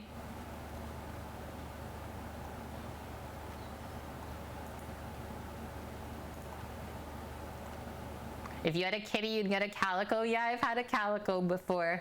I think we got it from a farm. My mom's nephew has a farm, and I think we picked it up. It was a farm kitty that we domesticated. It was really cute. Okay. We're coming on over. Pot is, yeah, pretty hot. Definitely need this. Come on in. That's where we're gonna scoop into. Marry that on up. I might just scoop with this.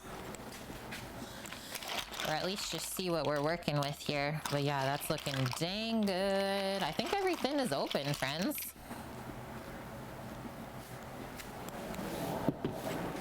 Let's start with big scoop.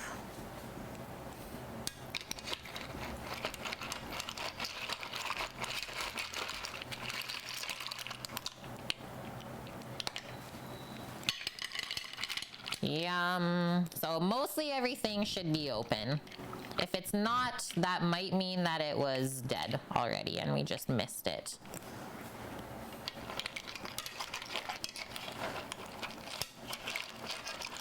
That's a lot of shellfish that we have, but I'm so excited.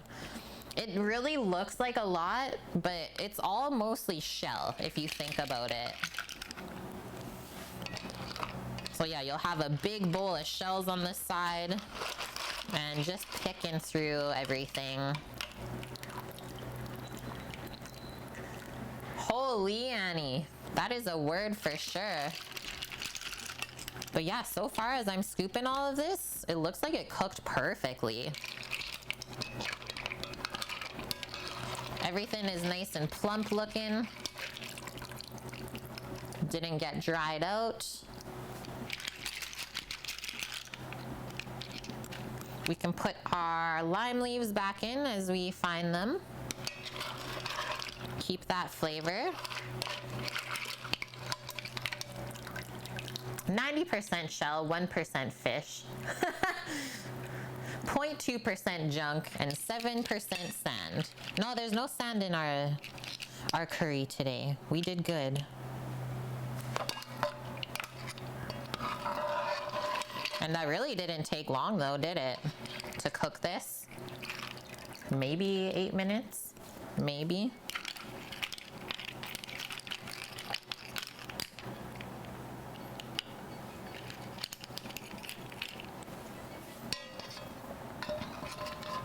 Make sure I don't miss anything, because I can't really see what we're scooping. Just have a feel around, but I think that's it. And then that's all like pulpy and flavorful, so we'll just give that a little tap.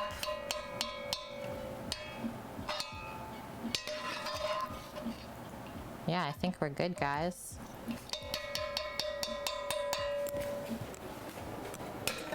Pop that into there.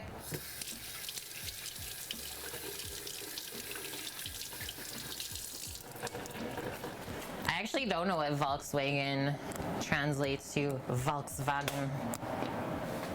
Okay, all I'm gonna do is take a ladle and we'll take some of this, just one scoop,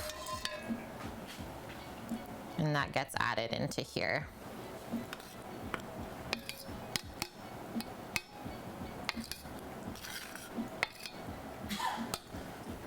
Maybe a touch more.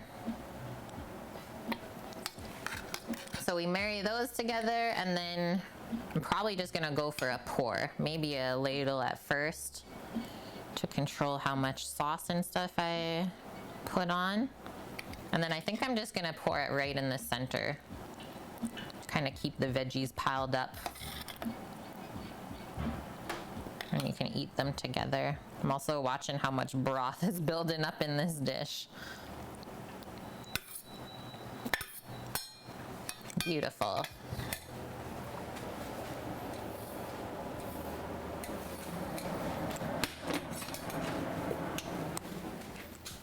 Little wipey around the edges, and then we'll garnish. Give it our spritz of lime. You can see it's still steaming hot though, so no risk of this cooling down anytime soon.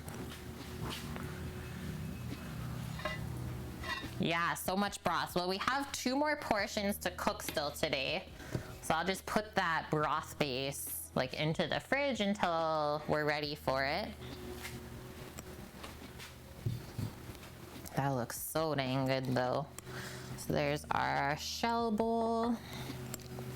We'll do our little bit of chopped cilantro over it for freshness as well.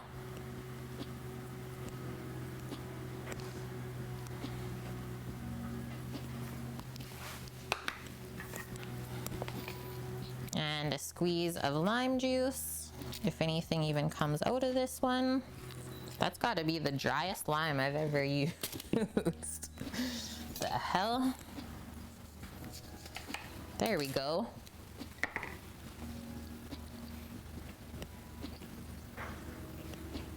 Yum. It's a drime. Exactly, Annie.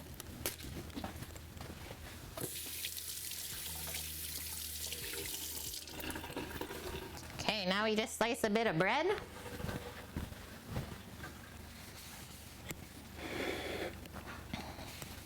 I think food history is quite interesting. I wish they offered something like that in school. I think I'm just gonna take this little beauty. Look at this little beauty.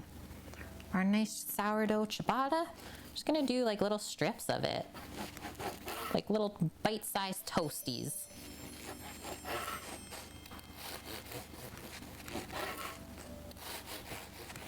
Love the way it cuts. So soft. And yeah, look at that crumb. Look what we made today. Beautiful ciabatta and upa or utapone. Thank you for that follow. So yeah, I'll just kind of place the bread around like this on each side for us. And to me, that is complete.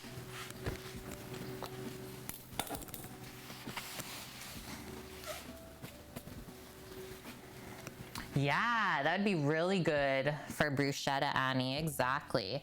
Okay, I'm gonna turn this way because I got more shellfish peeking out for the photo. And then we'll get into it.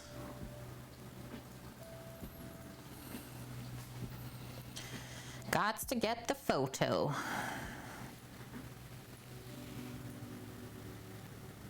I think I got something on my screen here, lens. Typically the case if my phone's been in the kitchen. What did I touch?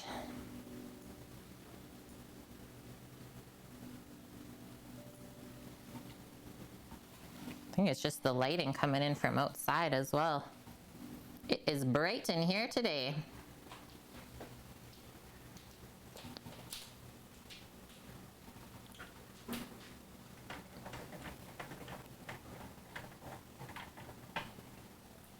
Nice. Okay. Oh, thank you for that, Sammy. Just need a fork. Probably actually just a spoon. Maybe both. Sometimes the shellfish is hard to get into. We'll do both. And yeah, this is, I guess, we're eating with our hands, guys. Cheers, friends. Cheers to this tasty foods. I don't know, do I want to try the bread with the broth first? It's kind of talking to me. I'm going for a dip. Also want to see how it holds up. Yum.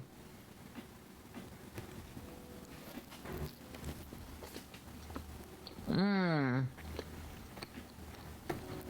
That is perfect.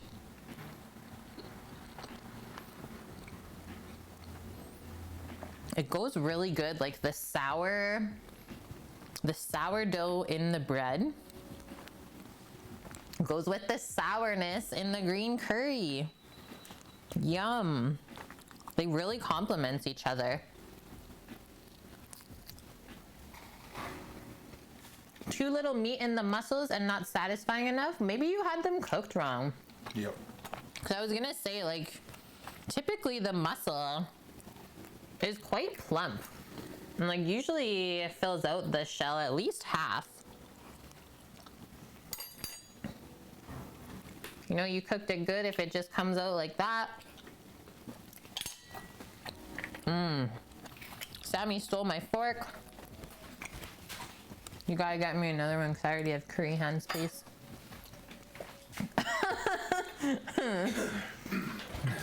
How's that? Great. Wake you up?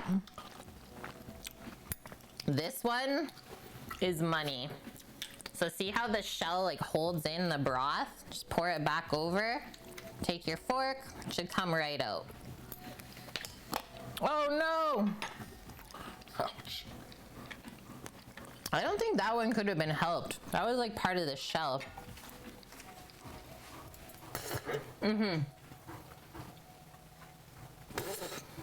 See, like even after all the rinsing, you still. Okay, one sec.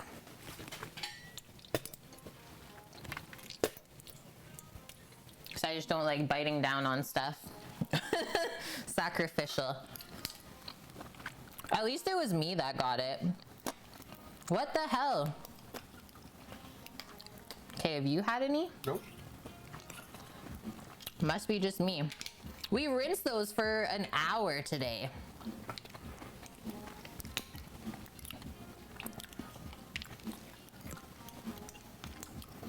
Not too spicy once you start eating it though. Oh, Matt. And like, let's try some of the eggplant. Soaked up all the goodness. Mmm. It's nice and sour. Look at this one.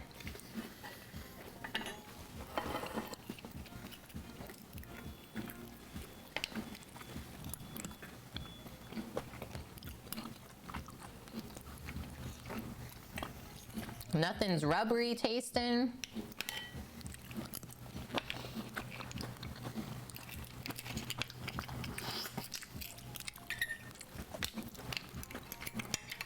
And yeah, I would say mussels don't usually have sand in them. Mostly just those clammers.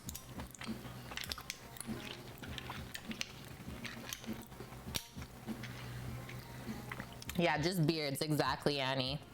Mmm. It's a banging green curry, guys. You got the typical nose running. Clear out the sinuses. But like, I've never been able to experience a green curry like what I make here. Maybe in Thailand, but even most of the Thai restaurants here make more of like a westernized, mild green curry, or any type of curry for that matter. And it's usually not this dark of color either. It's usually a bit more pale. And that you kind of know has less flavor in it too.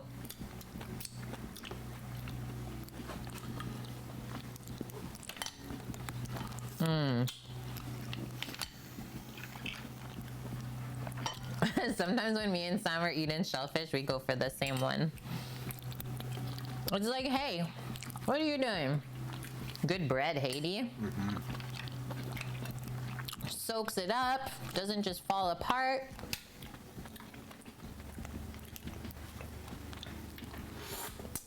Thai curry, yeah, if your nose isn't running while you're eating it, I don't think it's that proper. The bread's gonna make really good croutons for Saturday as well. Did Paul say a time? Okay, awesome. Yum.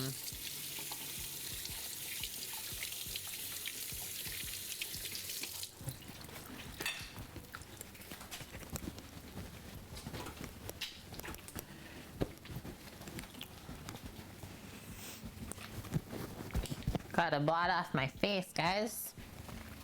Wowee wow. So yeah, now I guess should have put it a little bit closer. As we're getting to the end, you can see the nice green broth from around this side. But yeah, otherwise, just let it be messy. A curry is gonna be something that's in a bowl. That's really it. Once you have all the components together, can't really worry too much about plating. As long as you're happy with everything. I think that's what matters most. Yes, Omat, you are correct. So next front page day is coming up this Saturday. You are right, Orca. It is going to be from 12 p.m. Pacific until 2 p.m. Pacific. Thank you for that, Vyun. And yeah, Omat, so this whole month of April is Twitch Does Food and Drink Month, and we've seen a pretty big influx this year in like the community as a whole from all of the streamers, which is amazing. Yeah, no worries, Oma. That's totally fine. If you can drop by, the more the merrier, but as I always say, life happens and that is okay too. We just appreciate you when you do spend time with us. And hi, Zinc. Hope you had a good day. Yeah, Sammy just keeps munching until he's done, and then that's it. He walks away, and then I clean up the rest. And like, honestly, shellfish, once you have it to this point, it usually cools off pretty quickly. I'm not really picky about whether it's like hot or lukewarm. I don't mind it. And that's the other thing, is you can also serve shellfish cold. So some places will make like a seafood platter, do like a nice little simmer or boil to get everything cooked through, and then cool it back off. So even when this is cold, very flavorful with the curry sauce. And hi, Tao. I've missed you. I hope you've been good. Yeah, you missed the mussels. As your next project for college is shellfish, well, you'll have to watch the VOD back. And for sure, let me know if you have any questions at all, Tao. I would love to help you out. Oh, Matt, we talked about it. It would actually be Sam going into the hot tub. Gonna be hot tub grilling stream. Hot tub and skewers. Yes, me too, Annie. Yeah, any type of shellfish. You can do mussels, even clams on their own with white wine, garlic, shallots, and herbs.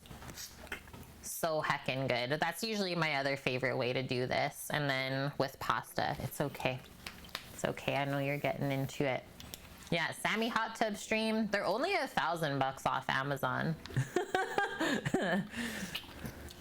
We looked it up. Okay, guys, that's the end of today's stream. So one other thing that I'm gonna be doing at around 10 p.m. tonight is mixing up the poolish. So that is a pre-ferment to make our pizza dough tomorrow. So the poolish has to sit 8 to 12 hours on the counter overnight. It's like a quick sourdough starter. We'll think of it that way. And it'll be all bubbled up.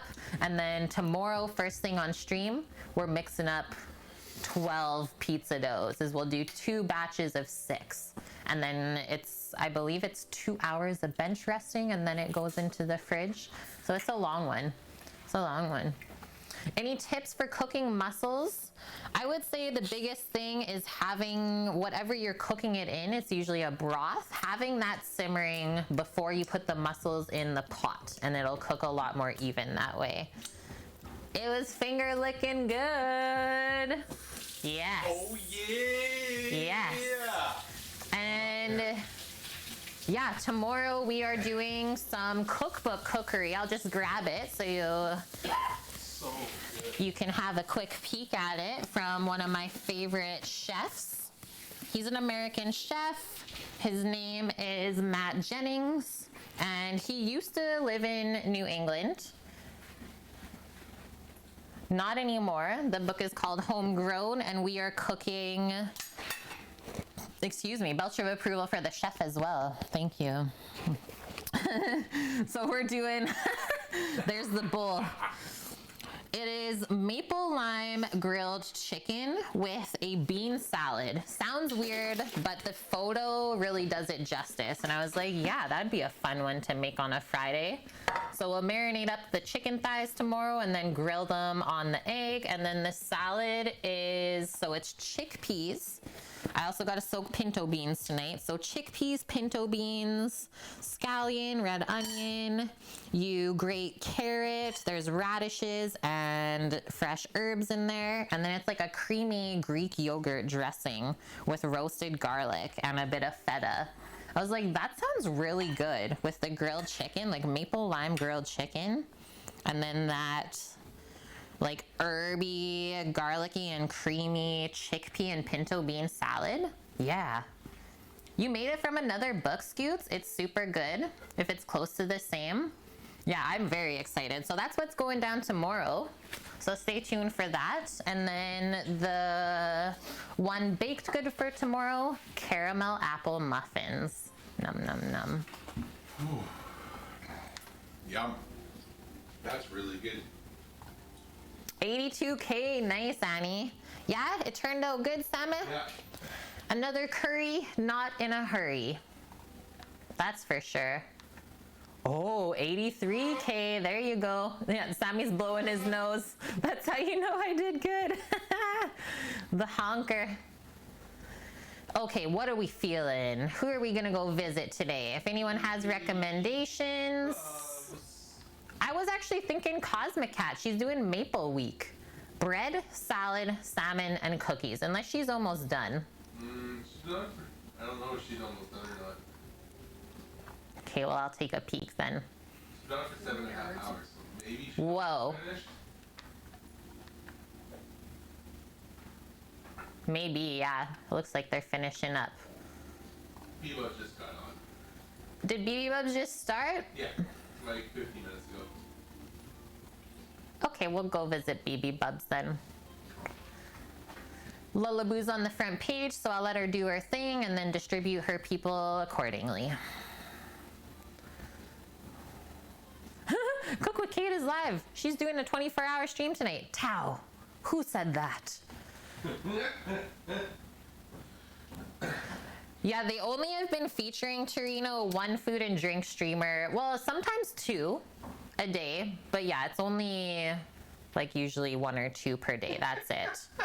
And yeah, it was so nice to have you in here again, Omat. Oven rack. Yeah, the oven bun, exactly. Okay, what is this? 3 Bs? 3 B's, UB, BZ.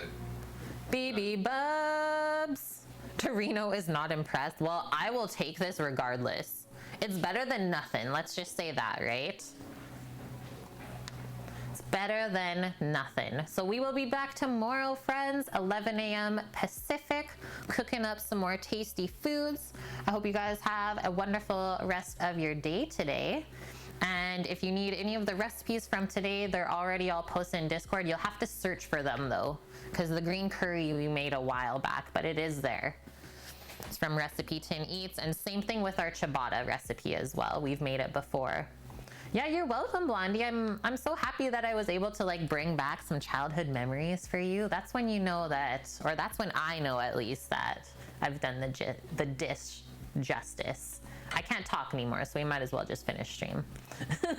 Okay, guys, thank you so much. We had lots of resubs today as well. Thank you for the gifted subs, if you were someone who did that. And thank you for all the new followers. Welcome in. I hope that you stop by another time. We're live on Twitch Thursday, Friday, Saturday, Sunday, every week starting at 11 Pacific. Patriotic Gamer, thanks for that last minute follow. Yep, we'll see you guys tomorrow. Love you. Stay safe. Stay healthy out there. And if you need us at all, you know where to find us on Twitch and Discord. I'm gonna hit that button, friends. Take care. Bye.